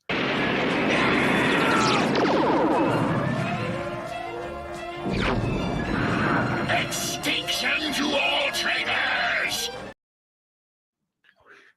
And with this picture that says teaser trailer, what is that supposed to be Star Trek? Because that looks like Guardians of the Galaxy. That looks like a part of Guardians of the Galaxy. Yeah. It really does. Paramount Plus, we're failing and we can't figure out why. I can tell you why. Okay. Like, we're not gonna read the rest it. of this, but everybody, I hope you have a barf bag or something that'll help you watching this trailer. Again, I will be pausing it just to try to avoid any copyright claims and all that fun stuff. Yeah, so you don't get shut down like I did last time. Yeah, that's true. And we do not own this clip. We're just commentating on this clip, offering our views, our opinions, discussing it, which is what we usually do on Pop Talk. And if you're gonna sue someone, you can sue Hashiro, a good friend of ours. Right? Cool. Yeah, I haven't seen him in a while, so yeah, I think they've gotten him. I think they did. All right. Ladies and gentlemen, you might also want to have an escape pod standing by. Let's see. Let me see what Daniel's Hot Topics is saying. I remember back in 2013, I heard when Star Trek came back to TV, it was going to be different. The lines between good and evil, right and wrong, were going to be blurred, and the Federation would be darker, evil, evil. Well, that's the whole thing. Like in Pucard season 3, as I love to call it, I'm never gonna stop. You got like the Federation is evil, and they did stuff to the changelings. I'm like, I don't think that's how it worked, but sure. Nope. I seem to recall Yeah. Dr. Julian Bashir during the Dominion War finding a cure for the changeling disease that was created by Section 31 to cure not just Odo, but the entire changeling species that was in the Gamma Quadrant in the Great Link. We'll have to. I guess we'll have to watch some more Deep Space Nine sometime soon. Because I've not seen this kind of stuff, so I don't know the whole established lore on everything. I'm sure there's characters you would like in Deep Space Nine. It's not hard to find them. That's for sure. I've only seen some of the original Star Trek, just some episodes here and there because of my dad and stuff like that. And the Next Generation, I've seen a lot of episodes here and there because of my dad. I've always talked about I really want to go into it and watch more Star Trek, but it's really hard sometimes. Well, you know what? All you have to do is get a glass of Romulan ale, sit back, and enjoy. Bones, Romulan ale is illegal. I only use it for medicinal purposes. But are we gonna watch the teaser trailer? Here we go. Luckily, I do have a palate cleanser. I hope it works. Okay. Luckily, I do have a palate cleanser. It's going to be the greatest palate cleanser that you see. I hope today. so, man. I hope so. Yeah. Better be the best. I know. I'm overhyping it. And I don't want it to be a letdown. And I know Cosmic News have a little issues with the trailers when they show it down there. So sometimes you just have to search it on yourself because I don't know what they're doing, but they've messed up a lot of times. It's well, they not better working. fix that. So I'll just go to the YouTubes. Yeah, because I had the same problem before when we did a stream and I was trying to click it and it's like, doesn't work. Yeah. They should fix that problem. Come on, Cosmic Comic Book News. Let's do it. Come on, man. Put in the right link, man. Come on, man. Yeah. Come on, man. Come on, Cosmic. Corn Pop's a bad dude. He is. I'm really gonna have to pause this trailer, especially with the music and. It's all right. That's what happened. 10 seconds, some crap like that. Something like that. What is this? What is this? Tron. It's a sex club. She entered the Tron world. Why does this look like a BDSM sex club? Okay, ladies, now let's get information. I say. What? That music doesn't fit Star Trek. I'm sorry, it doesn't. No, man. It looks like she's gonna strip and shit, man. That looks like just strip club. Well, I wouldn't say no, but right. Misfit content. Yeah, okay. An emperor can only be loyal to duty. Duty. Can be loyal to duty. I can't. How can you take this stuff seriously? Look at the dislikes, man. I love it. I love the dislikes. It's just not. Yeah. Sure. Yes, folks. Proof that Cosmic Book News is not lying. Oh boy. Thus does the Empire remain.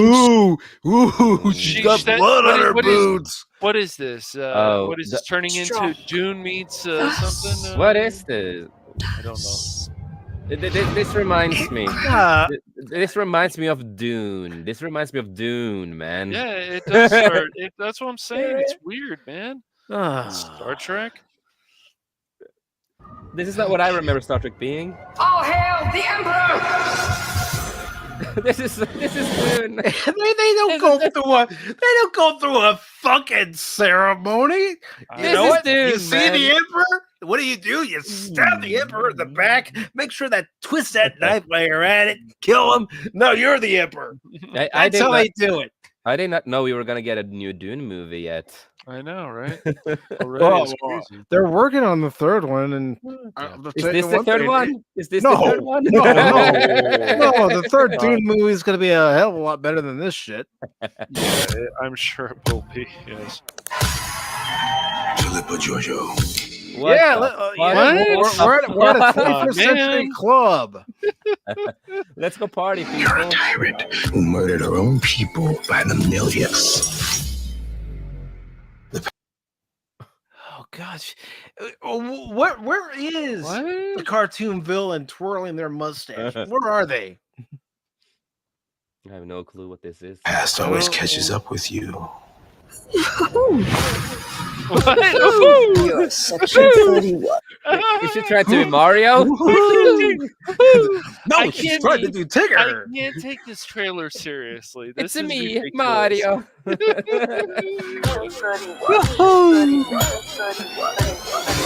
What the hell? What the hell is that? What is that? Dude, Let me go back to that. Let me.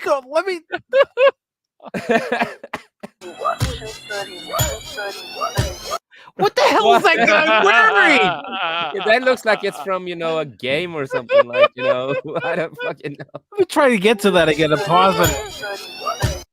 What the hell is that? What is this, Halo? Yeah, I was thinking the same. Oh man. Okay, He's so like we figured out. He's like something wannabe from Mass Effect or something. I don't know, it's We figured ridiculous. out this is Dune with Halo, Suicide Squad, I guess. Oh my goodness. Jeez. Not anything Star Trek yet. Okay, ladies, now let's get information. Come on Oh with my that gosh, music. Oh, Come come on. I can't. This music's ridiculous. Where is the sci-fi Absolutely music? ridiculous. Where's the sci-fi film music? Yes. There is none. No. 31 is a Black Ops division. I almost thought It's a you were Black going to Ops. say Black Ops Division. Division. Come Yeah. on, man. I What is thought- this? Call of Duty? Black Ops Division. I thought she was going to say Star Black, Trek, Black. Black Ops. I thought she was going to say Black Guys Division. Oh boy. Oh gosh, Oh, jeez. no. Yes, eh? Spy work. Well, Starfleet is here to make sure no one commits murder. What? Starfleet is here to make sure nobody commits murder. You guys don't get it. What? You guys don't get it. Section 31 doesn't acknowledge Starfleet. Starfleet doesn't acknowledge Section 31. Starfleet has nothing to do with anything that Section 31 does. man, Ay, it's ay, ay. unfortunate. Really, Mike sounds like me with me when it comes to Star Yes. Wars. I know. Well, it's just this stuff's just frustrating, but it's Yep. just, you can't. Take They're a this bunch of serious. pataks. Don't Yes. make me start doing my Gowron voice. And I just want to ask, is that a wig or CGI with wig? Oh, I maybe- think it's CGI with wig. Because it looks really CGI here. What a cute idea. A cute idea? Oh, what kind of line is that? Me, you got some coordination. That black guy, he looks like he could have been in a Blade movie or something. I was just thinking that. you probably could. This movie has everything. Or he's supposed to be, in an Equalizer film. Yeah, in an Equalizer film, something like that. Blade, Equalizer, and stuff like that. Because that did not scream Star Trek. It's gonna be bumpy and bad. It's gonna be bumpy and bad. Okay, guys, it's gonna be bumpy and bad. All right, guys. All right. She may be Academy Award winning, but she's hamming it up here. What the hell was that? I don't know, dude.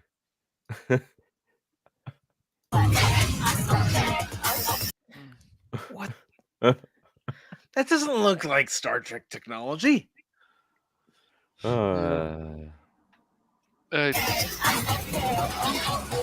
Pew pew, fire like lasers. Pew pew, instead of phasers. You're a bad bitch. Oh, okay. Oh God. You're a bad bitch. She might be in bed, but We who can't knows? trust you with our lives, but Oh, look! that's the guy Look, from he's Veep. blind like Jordy. He's That's the blind guy like from- Jordy. Yeah, that's the guy from Veep, I think, if I remember this. Yeah. Mm-hmm.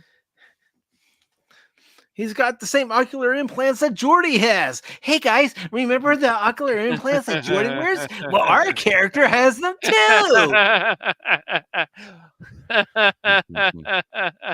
Hey guys, look at this member berry. Look at that member berry. Member berry trick, the next generation. Yeah, and you know what's funny? Both of them are black. Oh, that's not being racist at all, is it? So both of them have the same implant stuff, and both are black people. You remember? here we go. Somebody's got to keep it lively. Someone's got to keep it lightly.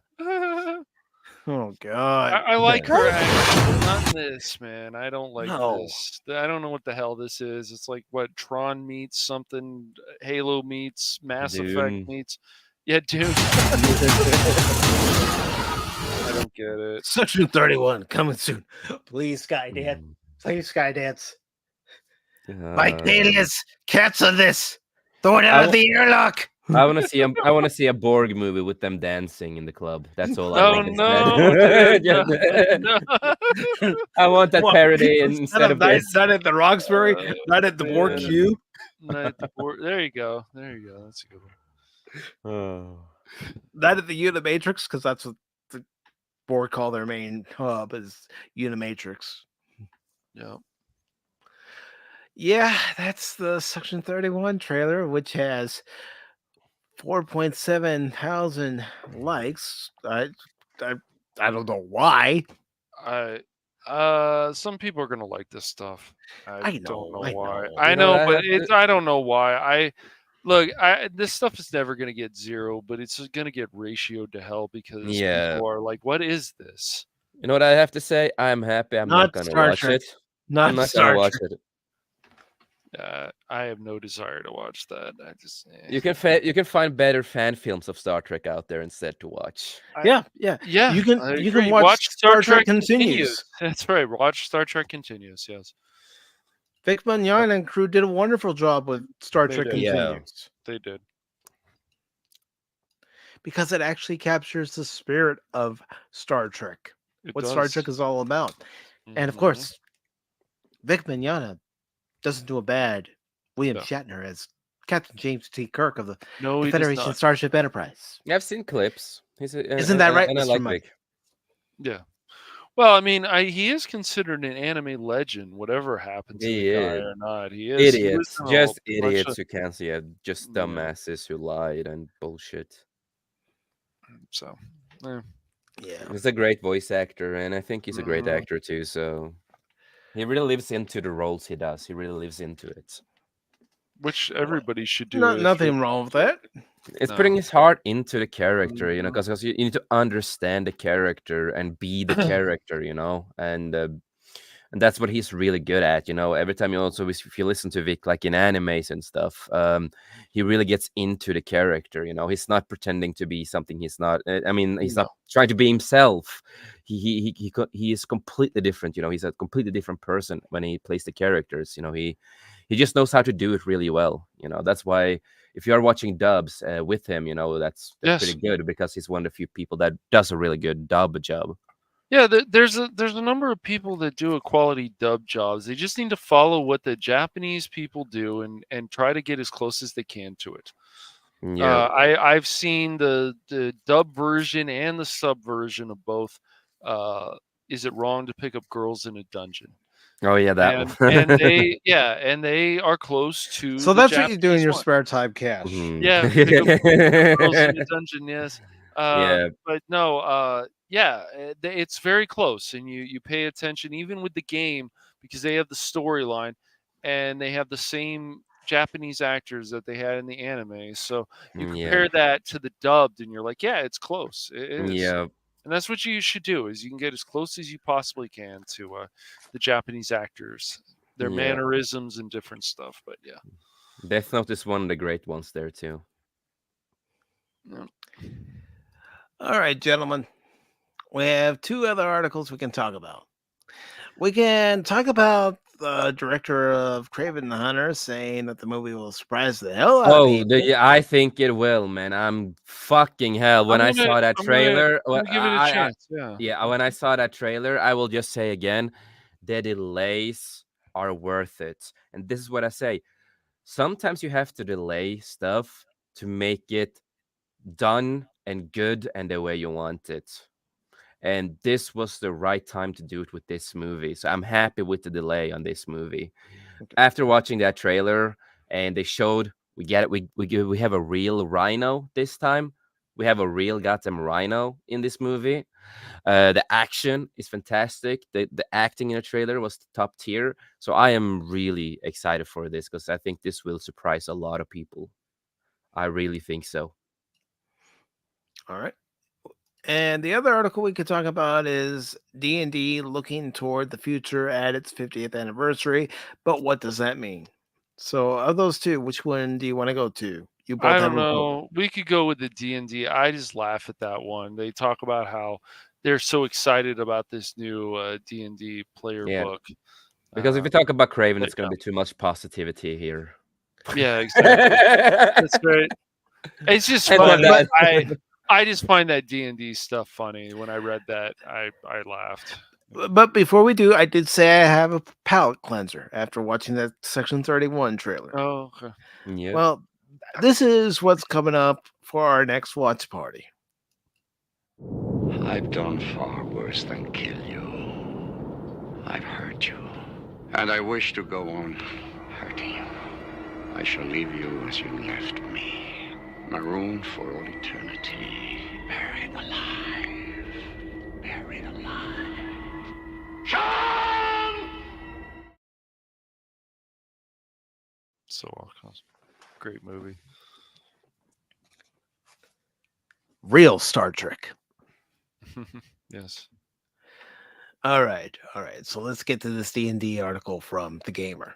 Now, if my head explodes, I'll blame Cash. It's a short article. So it's an article from The Gamer. Do you want to finish the last two, or you want to end on this one? Well, we can end on this one. Okay. Yeah, and I remember. Yes, I have seen. The James. Unless if you guys would rather talk about the Craven stuff, that's fine. I just Here. I'll put both links in the chat. Okay.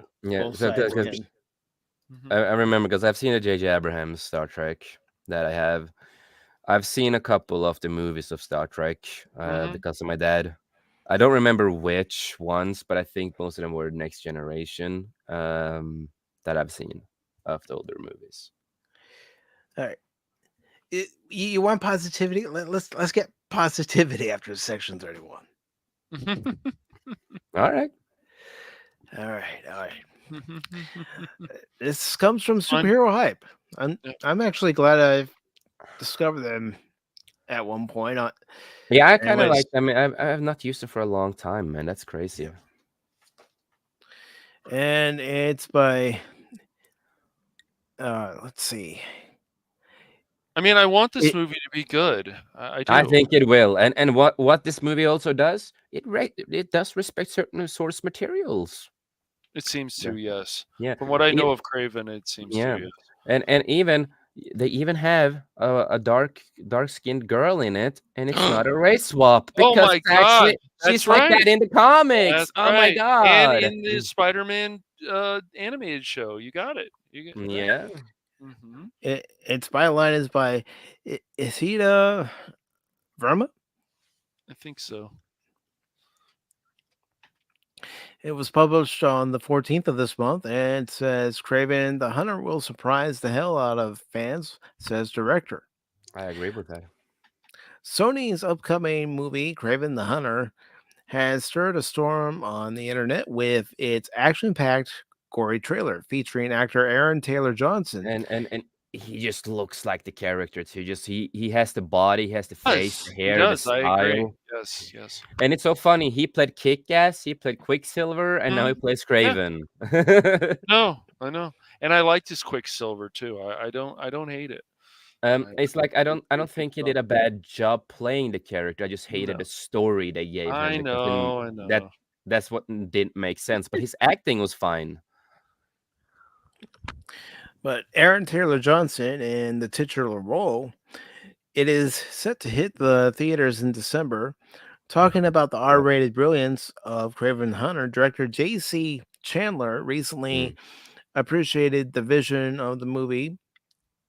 Besides, he shared how he thinks the audience is going to react to it. Here is all the information on what J.C. Chandler said about Craven the Hunter, which is a part of Sony's Spider-Man universe. Yep. Well, I'm really excited, and yeah, I want it. Come on, I hate to wait, but Craven the Hunter director promises huge surprises for Spider-Man spin-off. J.C. Chandler recently spoke about his experience working on Sony's Craven the Hunter and how he feels about the movie. In his small interaction, he expressed his high hopes for the movie. He also stated that the R-rated Craven the Hunter outing has the potential to shock and blow away the audience. oh yes, oh yes. To the people of for I don't know if you guys have seen the trailer, but when I saw the trailer, that really surprised me with some of the scenes. I'm like, oh shit, I did not expect that to happen. That was like insane.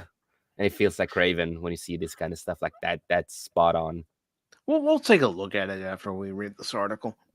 Go for it. And I'll do the same thing I did for the Section 31 trailer. So if I have to end up editing it out because of copyright claim, even with going 8 to 10 seconds, I'll do it. Should be okay. Yeah. I think it should be all right.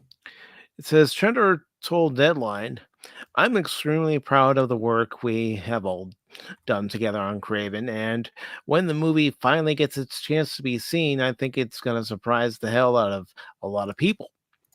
Additionally, the director shared insight on his upcoming projects, saying, as for what's next for me, as always, that's up to the movie making gods. Craven the Hunter reportedly embodies the theme of J.C. Chandor's previous works.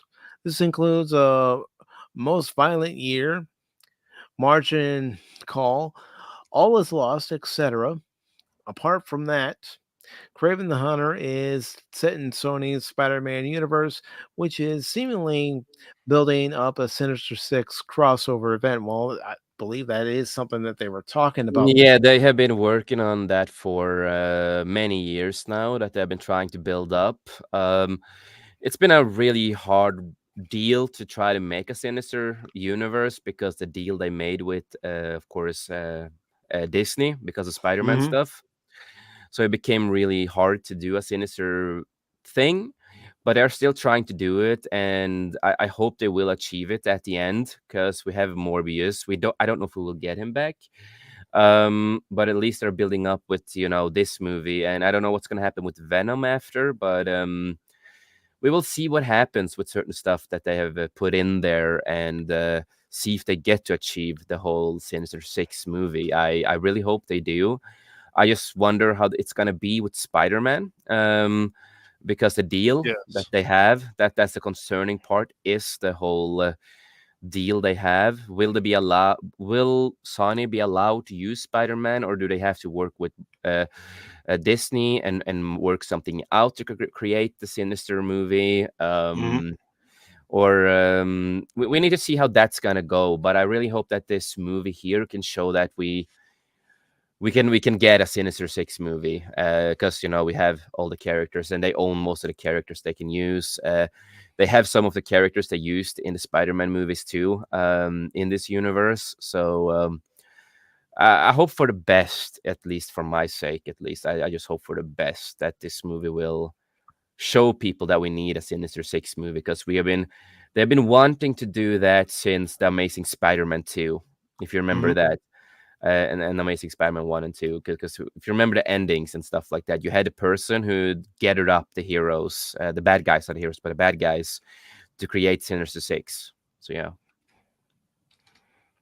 And the article finishes. Hold on one second. movie follows the story of Sergei Kravinov, a Russian huntsman who goes on a revenge-fueled mission to prove himself. Mm-hmm. Steve Ditko and Stan Lee wrote the character. It stars Aaron Mm-hmm. Taylor Johnson as the titular character alongside Russell Crowe, Ariana DeBose, Christopher Abbott, Alessandro Novola, and Fred Herchender. Yep.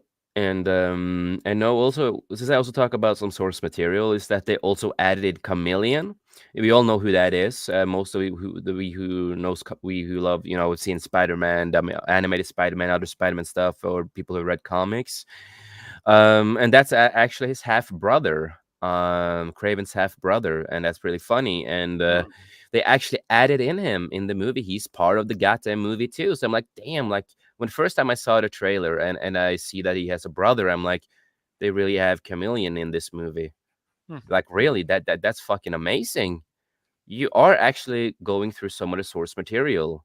You're not just, trying to change the whole movie to become super different. Yes, will the movie be a little different than the comics? Yes, all superhero movies are a little different with so many things that it's always going to be like that. But they're, in my view, they're still respecting a lot of source material after what I've seen and what I've heard and all that kind of stuff. Yes, Craven is more of, he does hunt animals more and stuff like that. And we don't know how that's going to be in the movie, if he's going to hunt animals or not. But I'm not mad if they haven't, if it doesn't do that in the movie. I'm not going to be mad about it because the story looks like it's going to hold itself. You don't need to have all that, he's hunting animals and stuff. I don't know if that's needed in this movie because this is a revenge story. And, he's being created to become the villain that we know him as, this is his origin, so if he comes back in another movie, maybe he will be more, hunting animals and be more primal in that kind of sense. And one of the other things is that I wonder how his powers are going to be used in this movie, how he gets the powers, because the trailer showed, some stuff that I didn't quite, it's not quite from the comics. But if they explain it well enough, and I know that the dark-skinned girl, the black girl, I don't remember her name right now, the character, but I know she does some sorcery stuff and shit like that, and that's also why I kind of gets. Yeah, she was. If anything, she should be a scientist, if I remember. So, and she's more of sorcery stuff and shit like that. I remember from the comics. So she's one of the reasons he, in a way, gets his powers in the comics, also, right? Get more of the super speed, and strength, all this kind of stuff.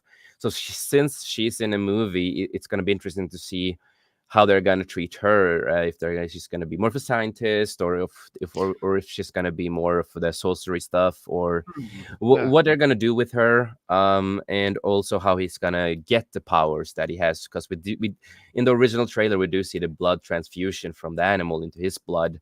So if that's a little change that they do in the movie, that's not from the comics, I'm not going to be mad about it. Because it's the same thing, when we think about Spider-Man. He did not have, web in his wrists. He had machines on his wrists, right? The mechanics. But in the movie, they, Sam Raimi changed it to, being in the wrist instead, right? Right. So small changes like that can be fine as long as you respect certain source material stuff, and that's what they have done, at least. So we're gonna go ahead and take a look at the trailer for Craven the Hunter. And here we go. And again, I will be pausing it. Look at the likes compared to Star Trek. My son. Yeah. We are hunters. The greatest the world has ever known. He looks like the character, man. Yeah. And that voiceover is Russell Crowe. Yeah.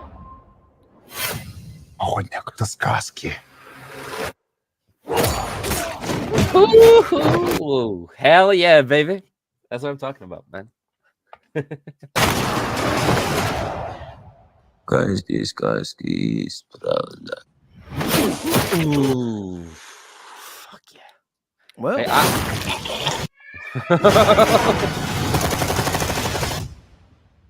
Who's next? Yeah, Jace, who's next? Mm. I heard. Look the at that. noise Look of at that. thunder. Just look at that. Yeah, just go a little bit back. Just go a little bit back. Okay. There. Yeah. Just look at that. That looks exactly like Craven. You know, he has the outfit, the fur and everything, the outfit. And of course the hair, everything on him just says Craven. And this is like, it's not often we get a lot of, you know, really comic accurate styled outfits for characters. It's not often, it's once in a while, and I'm really fucking happy. Look at this. This is so accurate compared to the comics, and I love it.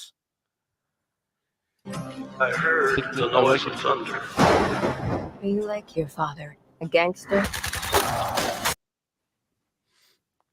Russell Crowe, man. A killer? And I heard a voice. The music fits so well too. Yeah, Johnny Cash. Yeah, unlike the music for the Section 31 trailer. Yeah. They did not. Star Trek did not know how to set the mood at all, but this movie knows how to set the mood. And behold.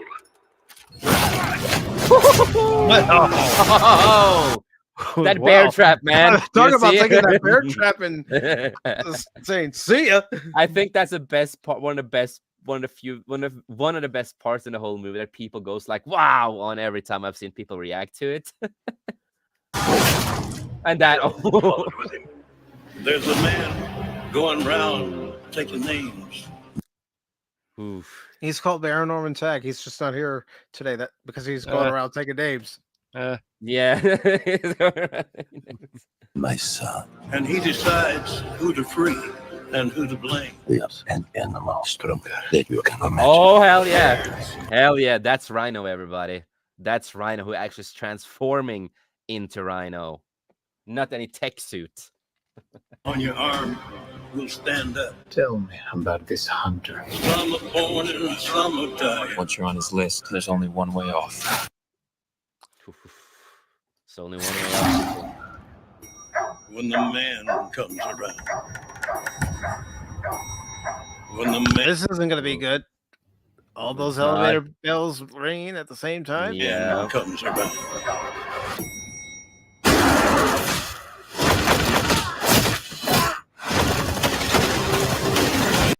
Oof. Whoever Raven, man. is unjust, You think you're some kind of honor, some kind of code. he'll be unjust too. You're just another man. Whoever is That's his righteous, brother, by the way. Hunting Yep. Chameleon. for a trophy, let him be righteous too. just like our father. When the man Now it's building up. when the man comes around. Embrace who you really are. Oh yeah, look at that's Craven. That is Craven. Just look, that's fucking Craven, people.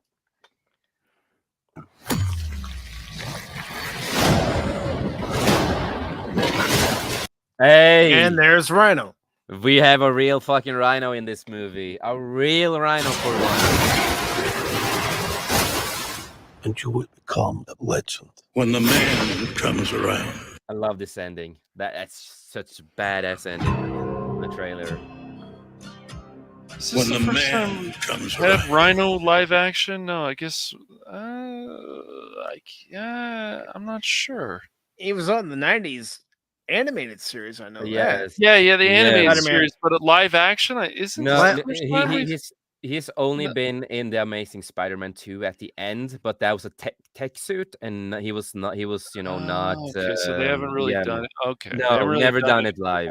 action. Okay, so this They is have the only- first time. Okay, First Right. time the real Rhino, because the first Rhino we got in a live action was a tech suit in Amazing Spider-Man 2 at the end. That was the only Rhino we had in live action in a tech suit. It's like, why the fuck do we have a tech suit? That's weird. he should have abilities, not a fucking tech suit. Yeah. And this is the first time we finally see Well, him in The a Amazing movie. Spider-Man 2 was written by Alex Kurtzman, so that explains a few things.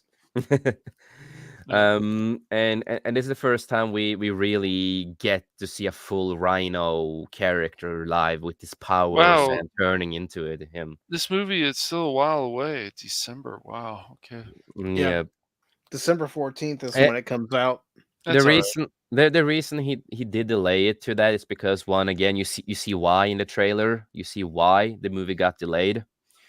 And also in the guy who creates the movie, he also, and a person who worked at the cinema, this is one of the truth that he was thinking about, is that there is a lot more, when in winter time, closer to December, there's a lot of movies going on. It's a lot of movies going on.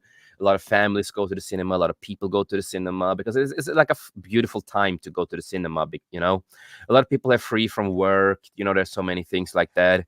So that was the thought. That was the thing that the guy who created the movie talked about, is that he think that's a better choice to put it in December, because he thinks people might go to watch it a little bit more. People might go to the cinema a little bit They more. might, yeah. And a person who's worked at the cinema, yes, around December and Christmas time and all that, the whole period, the whole month of in December, a lot more people go normally to the cinema. Most of it. I don't know how it is right now, because we had the coup, we had a lot of stuff have gone on through the years. But after working at cinema, I've never seen a problem having it stuff in December, because it's like when you used to, with Star Wars, for example, people, you could put that in December. A lot of people go to a real Star Wars movie in December, right? Yeah. Well, that's what they thought, putting Indiana Jones, and then I think Avatar was also around there too. Yeah, if I remember, around Christmas time. Yeah, because that's normally when people Yes. have free, they hang with friends, families, and everything. So Right. it's a really good time to go to the cinema in that month. So no, I'm really excited for this. I don't know how you guys are feeling, but what I'm feeling, they are really comic accurate to so many things with a little change. And it's like I always say, you can do give me a second. You can do a little change, but you still need to respect the source material, and you need to get the mixture of both of them to get them on a live action movie. And that's what I feel like they have done really well with just this trailer and information I have about it. And yeah, so I'm excited for it, at least. Yeah, it looks good.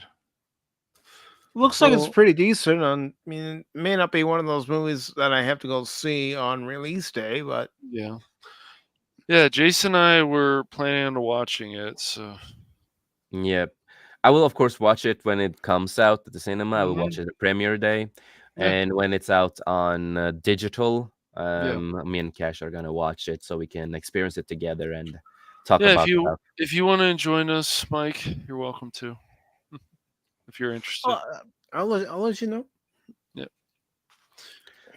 Yeah, so I'm really excited. I think this movie is gonna surprise a lot of people because the story just seems to be on point, and the emotions with the acting, the action, everything just seems to be on point, in my opinion. And we need movies that get people to actually go out to the theater. They actually want to sit through a 2-hour, maybe 2.5-hour movie. Yes, just having fun. Yeah, exactly. And no, that's why I'm really excited for it. Looks good. So yeah, it's like I said to Cash, is that this year is more of my movie year. This year is actually a year that I'm really happy with certain movies, and I'm actually excited for once to go to the cinema and watch stuff again. And again, that's what we need. We need that excitement. For some people, Deadpool and Wolverine brought them that excitement. Yeah, exactly. It was a fun movie. Yeah. And for me, it's especially this week that comes tomorrow. The new week. It's The Crow for me that I'm really heavily excited for, and it's so on. A movie that you told us you weren't sure if you wanted to see it at first, but then the more you saw a trailer for it and more information you got for it, your mind has changed and now you want to go see it for Yeah, yourself, because so I you can went. say whether or not it's good. Yeah, and I also went back, to rereading the comic line with Eric, and then I continue with the other comics too, and after seeing the final trailer that they did now, because one thing I like with what they've done with The Crow, they don't commercial the movie with trailers and trailers and trailers, but it's right now when the movie's closing up, closing to it, that's when they've started showing the new trailer and certain clips, right? Just Mhm. excite people. But they didn't do the whole, oh, we are going to show the trailer, so many times. We're going to show everything at once. We're going to do it really slow, right? We're going to give away the whole movie in 2 or 3 trailers. Exactly, and the last little trailer thing they did was just like it was a second, it was almost 1 second, it was not long at all, and it just showed everything you needed to know about the movie, right? And when I saw that, I just like, this reminds me of the comics, man. With the unnatural sorcery, weird underworld ground, all this kind of stuff they have in the comics, right? And they have that in the movie, and I'm like, damn, they have these things from the source material in the movie, and that made me more excited. So I'm really excited to go and watch that. Craven, Beetlejuice, because I like Beetlejuice 1. Okay. I'm looking Yeah, forward to first, Beetlejuice. yeah, I like the first Beetlejuice a lot. I don't Yeah. know if I'll probably watch Beetlejuice some other time, but And Yeah. before we do wrap up today's show, we are going to finish up by taking a look at the box office numbers. We would have talked about Dungeons and Dragons if Baron was here, but Baron's not here, and it's I all don't I good. don't feel that I'm qualified to talk about Dungeons and Dragons to the level that Baron is. We can save it for another time. It's all good. I'll save it for Wednesday's show. All right. It's just a I'll small take it out of article. It's just funny. No, I don't know as much about the player's handbook, but it's just the way it's presented. I just laughed. I'm like, I'll just take it out of the description on both YouTube and Rumble, or as I was going to call it, the lineup, and we'll talk about it on Wednesday. Yep. Because, like I said, I don't feel like I'm qualified enough to talk about Dungeons and Dragons. Yeah, me neither. yeah, I don't have I'm as not. much experience with Dungeons Me and neither, Dragons as much unfortunately. as Baron. No, I have He, some. he But you know, he's Google for us sometimes, Yeah, he is. So let me go ahead and bring this up, which I already have, but I gotta make sure I put the link on the YouTube and Rumble sites, just in case anybody wants to look at it along with us. So, Jace, as a member, you can already catch my out of the theater thoughts and review on Alien Romulus. Yes, I'm planning to watch that, and no, I'm a little excited for it, because finally Xenomorphs looks like Xenomorphs again, at least, and they used a lot of practical effects. When you look at behind the scenes, and I don't know how the movie is yet. I'm gonna watch it I'm soon. not gonna spoil it for you. No, that's completely fine. And I know this movie takes place between the first movie and Aliens. So I know some people were confused where this movie was really set in the timeline, because the other movies, it's been a little confusing for a lot of people with the timeline with the movies. But I know this movie is set between Alien and Aliens. And I hope that the characters are entertaining, but really I don't care too much about those characters in that movie. I care more about the Xenomorphs. So for Aliens Romulus, and you got to keep in mind that for parts of the country here in the U.S., kids have already gone back to school. But Aliens Romulus, and there were no Romulans in it. Dang it! It made 41.5 million over the weekend, over the It's 3-day not bad. weekend. Not It's not bad. bad. I don't know what the budget was. I can look that up after we read the art. Actually, just look at the totals here, not read the article. Yeah, but that's not bad for it. No. And there's a lot of people who have really enjoyed the movie, so I think that's pretty good. Since we have not had a good Alien movie for a long time, and Prometheus and Alien Covenant weren't exactly the best, and that is, yeah, they are what they are. The last one I saw before this one was Prometheus, and that put me to sleep. Yeah, and what's the guy's creator again? Ridley Scott. Ridley Scott, thank you. He has Alzheimer's in his own stories. He forgets his own stories sometimes. And that was the problem with Prometheus and Alien Covenant, that he forgot what he's done before. And just took away everything he has established before and created the whole thing with, humans creating the android, that android created the xenomorphs to what they are today, that whole stupid thing. It's like, and androids wanted to kiss each other. I didn't mind Prometheus, but it's been a long time since I've watched it. I still like Alien and Aliens the best, of course. They are the best. Yeah. I could go without Alien 3 and Alien Resurrection. I didn't enjoy them that much. You didn't like when Ripley was a clone with all that kind of stuff, and nope. They're not the most horrible things I've ever seen. They're entertaining, but they make no sense. Oh boy, Phil has returned. Actually, he's always been around. Yeah. No, Phil, it's still Pacific414 Pop Talk. Yeah, as you can hear, I'm a not special guest, Jason Fox. As you can hear, I'm not as unhinged. That's true. So Romulus came in with 41.5 million. Deadpool and Wolverine made 29 million. Well, that's pretty good for Deadpool and Wolverine. It does deserve it, especially at this point. Yeah, even though I'm not the biggest fan of course, Deadpool and Wolverine, because I didn't like the story as much. But again, I'm not a Deadpool guy, as I've said before.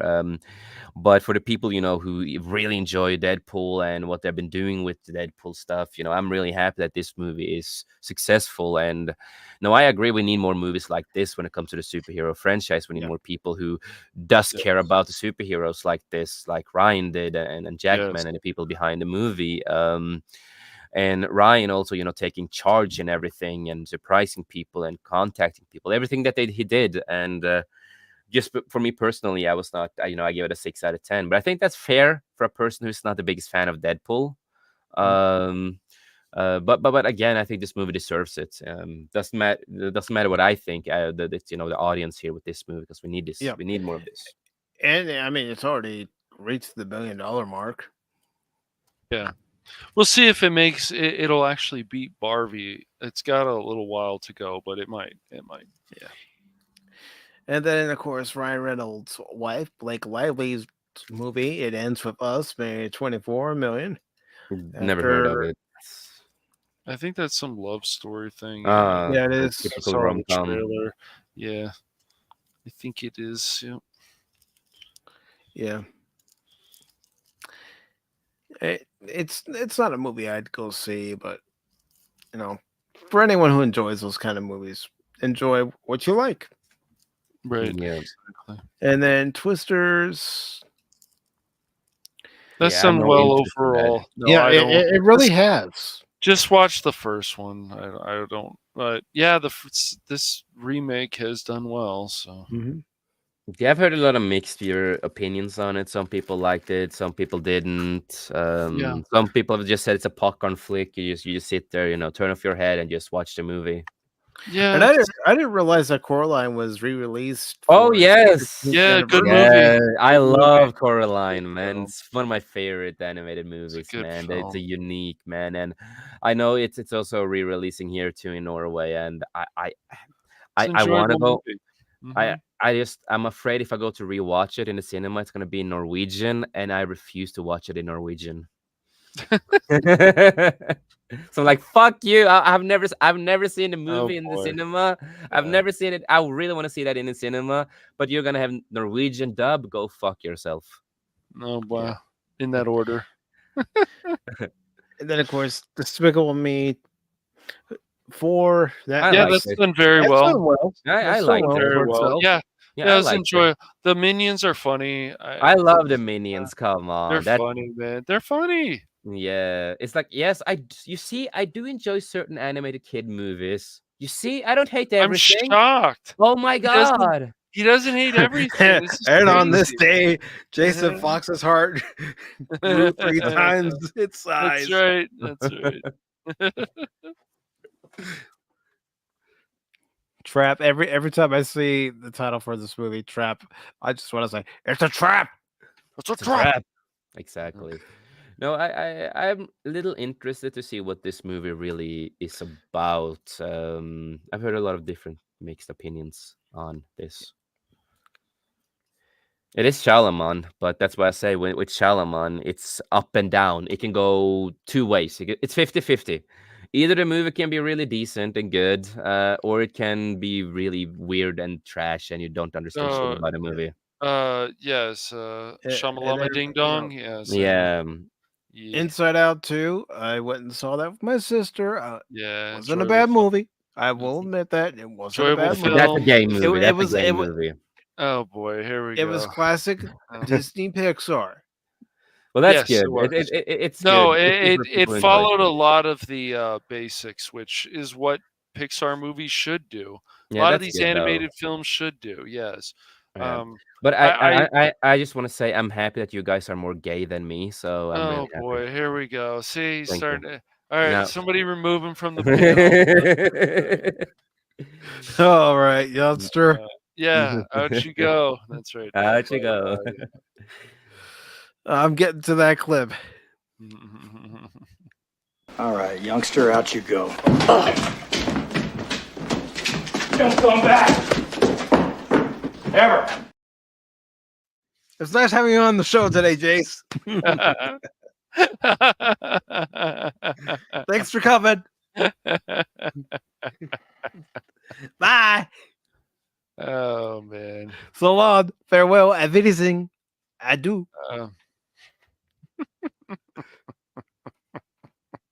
Sayonara. Oh man. Are you gonna let him back in, or should I let him back in? I don't know.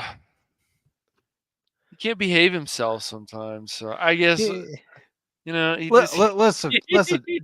Bear's not here, so somebody's got to be booted out, and somebody's also got to play this. Help! Help! I'm being repressed. You want me to bring him back in? I don't know. Do we have to? I guess I don't know. Maybe Cash Money is next. No, Cash has behaved himself today. Yeah. So is Mike on his own show. Oh man. Yeah. How many of you think the opinions of actors should be valued as much as, well, say, doctors, engineers, or a courageous congressman? Right here. Yeah, right on. Well, you're wrong. Actors are self-centered punks. Well, thank you for having me. It was a great show, everybody. Oh man. But I'm happy that people enjoyed Inside Out too, though. I'm still happy for it, though. Of course. Yeah, man, it was an enjoyable film, just like Despicable Me. It's just Despicable Me had some problems, but overall it was still better than a lot of this stuff that's come out. A Quiet Place Day One I thought was pretty good. I had never seen any of those movies until this one. It was pretty good. I would say Deadpool Wolverine was enjoyable. Actually very enjoyable. It was enjoyable. I thought the third part of the story, I don't know. I'm not Cassandra. I didn't really care for her, but I don't know. Yeah, this whole I thing get you. about the not really the big fan of that. And I didn't like, spoiler alert. I didn't care for the way Sabretooth came in there and then vanished. Yeah. Oh man, can we And have he a cannot fight? die. He cannot die like that and either. the excuse that I heard, this was in the grocery store, is that, oh well, they have multiverse, so they can just bring him back, and it's like, No, come but on. he cannot die either way. They can live without their head. Like he can still Yeah. talk and everything. So it's kind of weird. Yeah, I agree with that. It was, yes. And then Phil says, Yeah, I know. "Oh, that's right. Cash Money spent Friday night deep waxing his chin." He thinks No, I Phil. actually If one of us can't make it to the Friday night game streams, we That's right. we don't do them. That's right.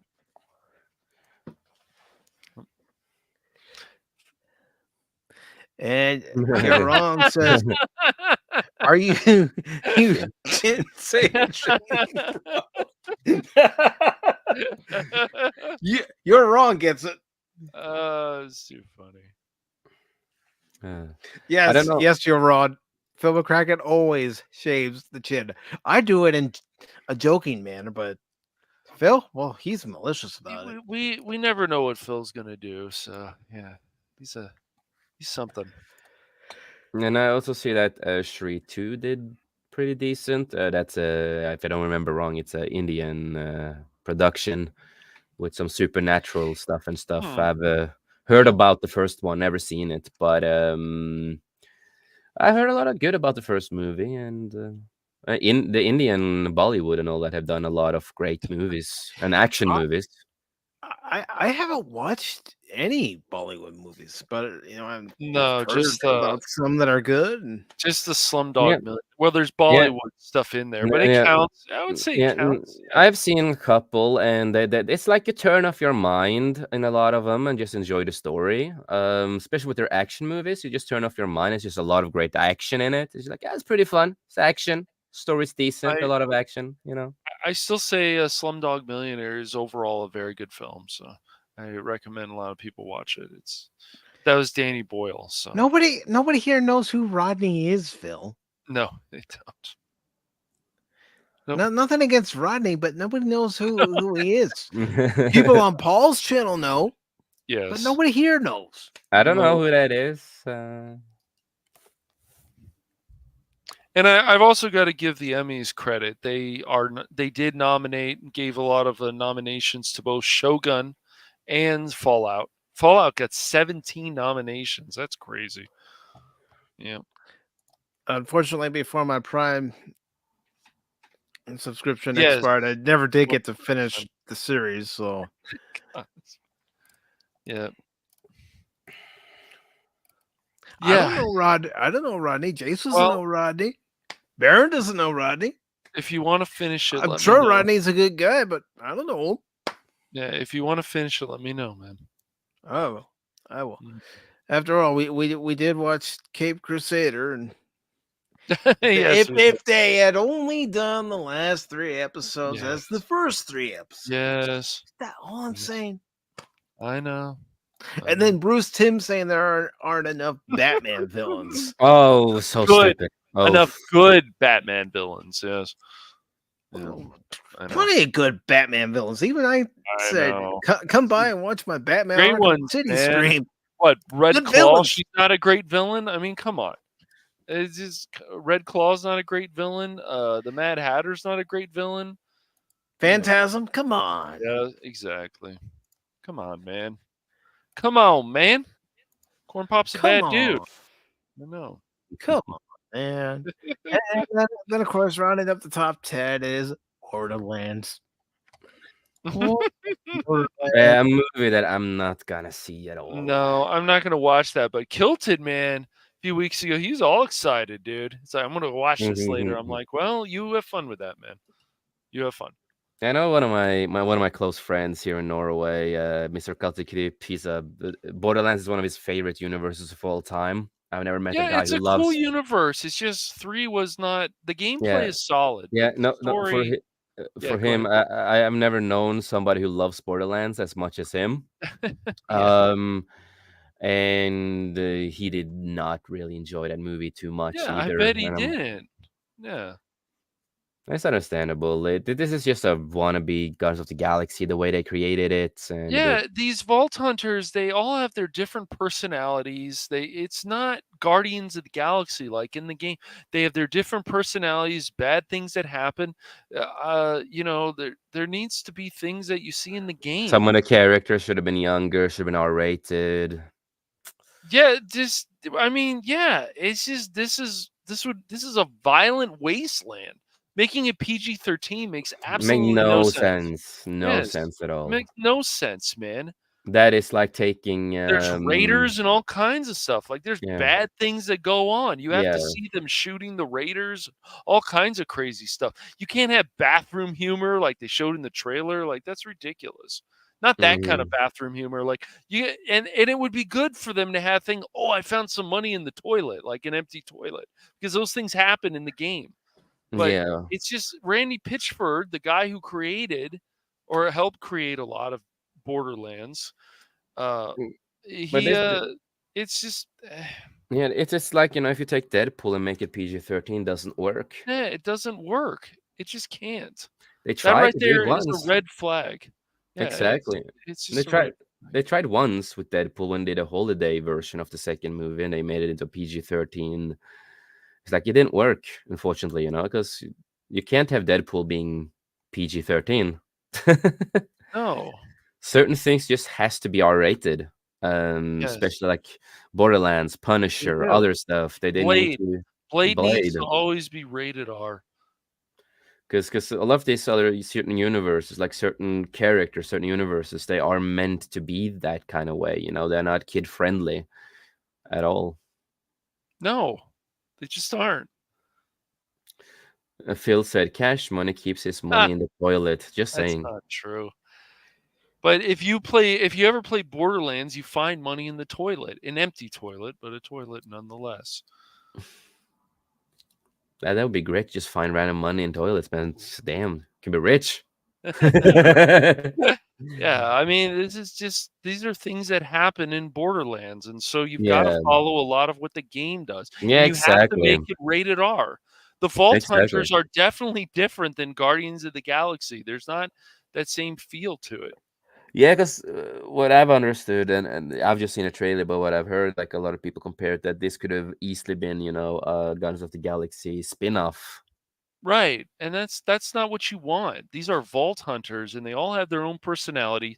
They willing to screw each other over. Roland is a very serious character. He is not a guy who makes jokes like that. That's ridiculous. That doesn't happen. Roland is a serious character in the games. He should be serious in the movie. So, yeah. Yeah. No, I have never really played the games like that. I've only tried out a little, but never really played through the story of the games and stuff like that in that kind of sense. Yeah. The only game of Borderlands I've fully played is the Telltale version. The story from Telltale. That's the only Borderlands I've really played. That's the only one I played through.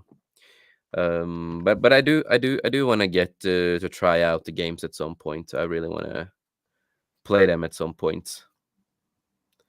I know that you say that the third one isn't the best, but I will still try it. I'm stuck with the first one. The gameplay is still fun, man, and you can still play with other friends and so on. You play with other people, but the storyline, no, a lot of people weren't that. I don't know what the story is in. I don't really know much about their stories in the games, so that's something I need to delve into when I first play the games, at least. Didn't they make like a spin-off or something with that Tina girl? You should play the Tales of Borderlands, the first one. You'll learn more about Handsome Jack. You should play 1, and you should definitely play 2. 2 has a great villain. Of course, Handsome Jack is a great villain. So yeah, I will still play the third one and all that other stuff too. Yeah, you can. Yeah. Yeah, and I don't play with people when I play those kind of games with stories. Then I play alone. They are fun though. It is fun to play with other people. No, they probably are, but certain games I just don't play with people. No, that's fine. You can get a lot out of it. Yeah. Yeah. No, Jason doesn't play with others. No, not often. But when it's like certain games, I will of course join. But certain games, I'm just like I want to spend my time alone. I want to enjoy the story and just have a great time. Yeah. Go to your corner, Phil. Nobody cares what you have to say about your Then who are we, Phil? Yeah, what are we then? Oh boy, don't listen to Phil. He's just I don't know. I told him, dude, always take the red pill, not the blue one. Come on, man. Come on, man. You know he takes the blue one because he likes the color blue. That's right. regardless of what anyone tells him. I want to take this pill. Now, not going to do it. Exactly. Yep. Yep. There you go again. Yep. Always the nonsense. Right, Phil. Right. Yep. Sure. Team Blah, Epic blah, Phil. blah. Yeah. Yeah, Blah yeah. blah. Mhm. Yada. But That's right. before we get going here, Jace, Well, what do you have coming up on 540 Studio? Let's see. It's Monday tomorrow. So Yeah. if Sir Talks a Lot is doing his normal stream, I will try to join on that at least. I know of him. Yeah. Mhm. Yeah. And yeah, a 5cast is on a hiatus for a bit because Prismatics is still not feeling 100% and a lot of stuff is still Okay. going. Yep. So he's still relaxing with family and stuff like that. So we are having that on hiatus until he feels better and everything is So it's okay going on again. hiatus. Okay. Yep. Yeah. So then it will be, of course, on Thursday. We're gonna have the Beyond show. We need to find some articles and then go through some stuff before that, but we still have time, of course. And on Fridays, I am with. Also on Tuesdays, I'm also with Comic Relief Crusader on Tuesdays and Fridays. Okay. And Saturday, of course, is my Skullcast show with the Tom, where we talk about whatever we want to talk about and just have a chill stream, have a great time. And that's gonna this week is gonna be the last week until I take a little break, because the next week after this week I'm gonna go on a little break, because sometimes we need a little break from streaming and stuff like that, and you just do some stuff. So I'm gonna have a little break and relax a little and do some real life stuff. And also, yeah, this week I will, of course, say my opinion on the Crow movie and other stuff. I'm gonna go to a couple cinemas. I'm also gonna go and watch a Norwegian movie that comes out. I'm gonna watch that the day before the Crow. It's called Quisling. It's about it's real history movie about Quisling, the biggest trader in Norway in World War II. He was on the Yahtzee's side in the end and betrayed Norway, and he got killed. He got killed after it. Norway did end his life and a lot of stuff like that. So this is a movie about his final moments and a lot of stuff like that. And this is a premiere before the real premiere this year. So the directors and everything is gonna be at the cinema. So it's a good opportunity to talk to them and stuff like that. And for a person who knows a lot about that story and stuff like that, I have some questions and some stuff I want to ask after seeing the movie and before the movie. So really excited for that. So yeah, that's what I have coming up. And yeah, thank you for having me on, man. It was a lot of fun. Thanks for coming on. I know it was short notice, but yeah, I was actually editing and working while I suddenly got a message. Like, oh, okay, I will pop in. Very nice, very nice. And what about you, Cash Money 007 of the Phantom Hooligans? Yes. Well, a few days ago, my Deadpool video was just almost done, and then the outro didn't work well, so I'm just about finished with that. And then I've got a live stream coming up. I'm not going to say what game it's going to be, but it is going to be a Nintendo Switch game. And then, of course, we got the multiplayer stream. And since I know we haven't been able to do Ghostbusters, and hopefully Baron will be around, we will be doing Fireteam Elite this week, according to the schedule. So that'll be fun on Friday. Yes, it will. Mm-hmm. Nice. Yeah. And hopefully Baron will be able to be with us. So. Oh, wait, that's right. It's only 3 people, so we have to switch out. That's right. Yeah. It's not a 4-player game. Yeah. That's fine. I don't mind switching out. Unfortunately. But as far as Baron, as far as I know, he will be with us on Wednesday. If that changes, I'm sure he'll let us know. And then, of Yes, I'm course, sure he he'll be a will. part of the game stream on Friday, and he'll also be with you, Jace, this Thursday Yeah. on the Beyond. And Yeah, I'll be there too. Yeah, he should be there. very good. And Better. You guys better, or Man, last week I think it was only just you and Tom, so I don't even know where Yeah. Kilted and some of the other people were. No, it was me. It was me. Tom Prismatics did jump in the end. Oh, he a did little he? bit. Oh, Yeah, good. yeah, he did. Okay, He did okay. pop in a little. Them out then. Okay. That's a stream that got taken down. So the Yeah. new version it says not live in behind no, of Phil, no. Oh boy, Mhm. here we go again. No. Whatever. it. Yeah, Go away, Phil. Shoo, shoo, shoo. because Absolutely not, Phil. Whatever. that was the stream that got taken down because we showed 2 trailers at once and a lot of music at once. Even though I tried to stop it and talk over, but it's so random when they attack you or not. It's so random on it. Yeah. That's annoying. Sometimes it's fine, sometimes not. It's so Mhm. annoying. But as far as what's coming up on Pacific414 for YouTube and Rumble, Tuesday will be more Batman Arkham City starting at 6 p.m. Eastern. Then, of course, the Wednesday edition of Pacific414 Pop Talk at 6 p.m. Eastern as well. And then Thursday at 6 p.m. Eastern, can I finally get through the part of Metroid Prime Remaster without so. having any controller problems or internet problems so, bro. hampering the issue? We'll No find out. problems, hopefully. Yeah. We'll find out.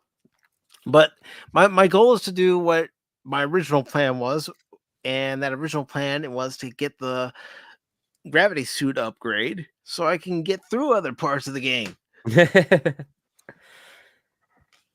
I've done it on one of my saves, but I want to actually do it during the live stream without, again, the controller going out or my internet provider going, okay, you know what? Right now we're going to do some maintenance. Oh, thanks a lot, guys. Just fuck you.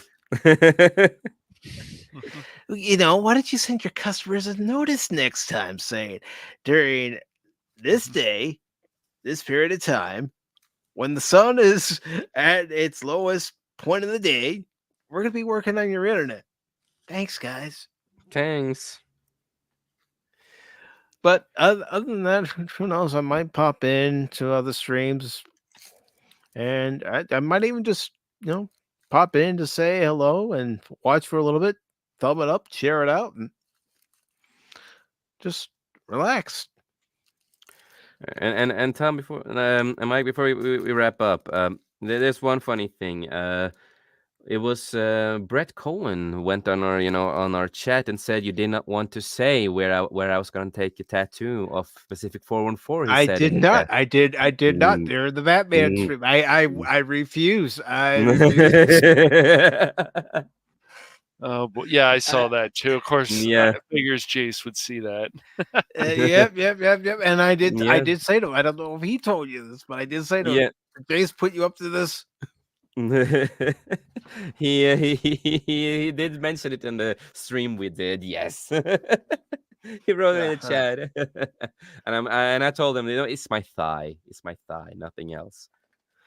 Yeah. And like I've told you many a times, that's gonna be the biggest regret of your life, Jace.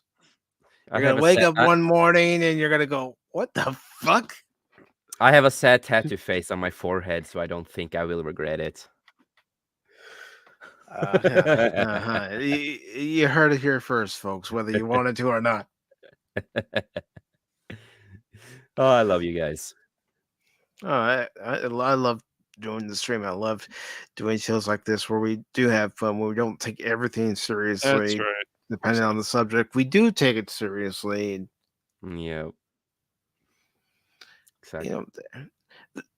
To me, and it was the goal of the very first Pop Talk, is to sit back and relax and talk about the things we love. Exactly. And the only other thing I'm gonna promote is on September 1st at 1 p.m. Eastern. That will be a Sunday.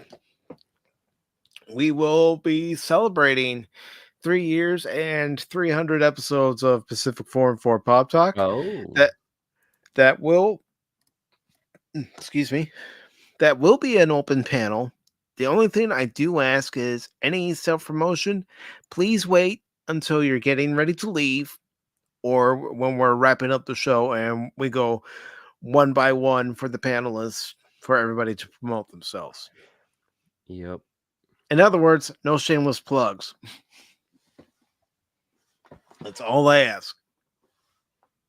Exactly. And really, I don't think that's too hard of a rule to follow. It shouldn't be.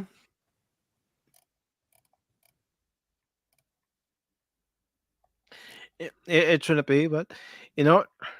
That day, we're just going to have fun. We're going to talk about topics. I don't know if I'm going to set any particular articles for that day. We might just be shooting the breeze that entire show, but I plan for it to be a fun stream. Yep. Because I always enjoy it, even though he gives us a hard time about Team Epic Fail. I do appreciate Phil McCracken stopping by. I appreciate Daniel's Hot Topics for stopping by. DJ Ronnie G and his turtles. The Top G. The Pata Wannabe. You're Ron. No, I'm not Ron. I'm Mike. I'm always Leia Rose. Thank you for joining us today on the panel, Jace. Really appreciate it. And I am just going to going be on the panel, man. See if I might have missed anybody. So far, doesn't look like I've missed anyone. But I just want to be sure. I don't want to miss anybody and have somebody say, Mike, you never said anything to me during the stream. I'm sorry. If that has ever happened and I haven't said anything, I do apologize. No, I think I got everybody. But thank you to everybody who spoke in the chat, everybody who watched, everybody who listened and lurked on both YouTube and Rumble.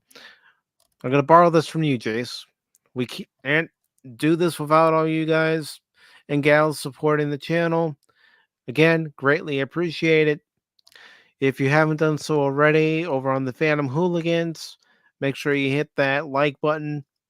Also over on Pacific414 for YouTube and Rumble, hit that like button, share out the stream, and I hope to see you again for not only Wednesday's Pop Talk, but also for any other streams that we do during this week. And until next time, let's see what Phil has to say here. Okay. Yeah. Right, Phil. It's people that actually said something in the chat, Phil. Who is it? I don't know. Phil gets on one thing and then he sticks with that thing for weeks on end. I don't know why. I don't know why it's his thing.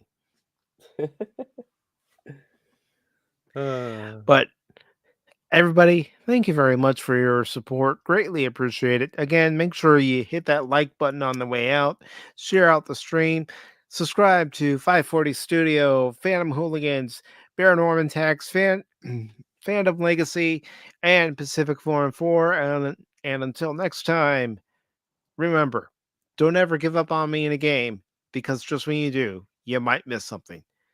Have a good Sunday, everybody. Autobots, transform and roll out.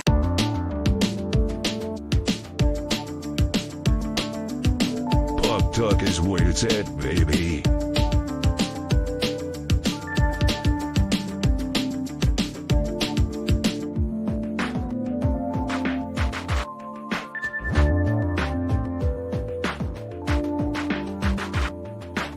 Pop Talk is where it's at, baby.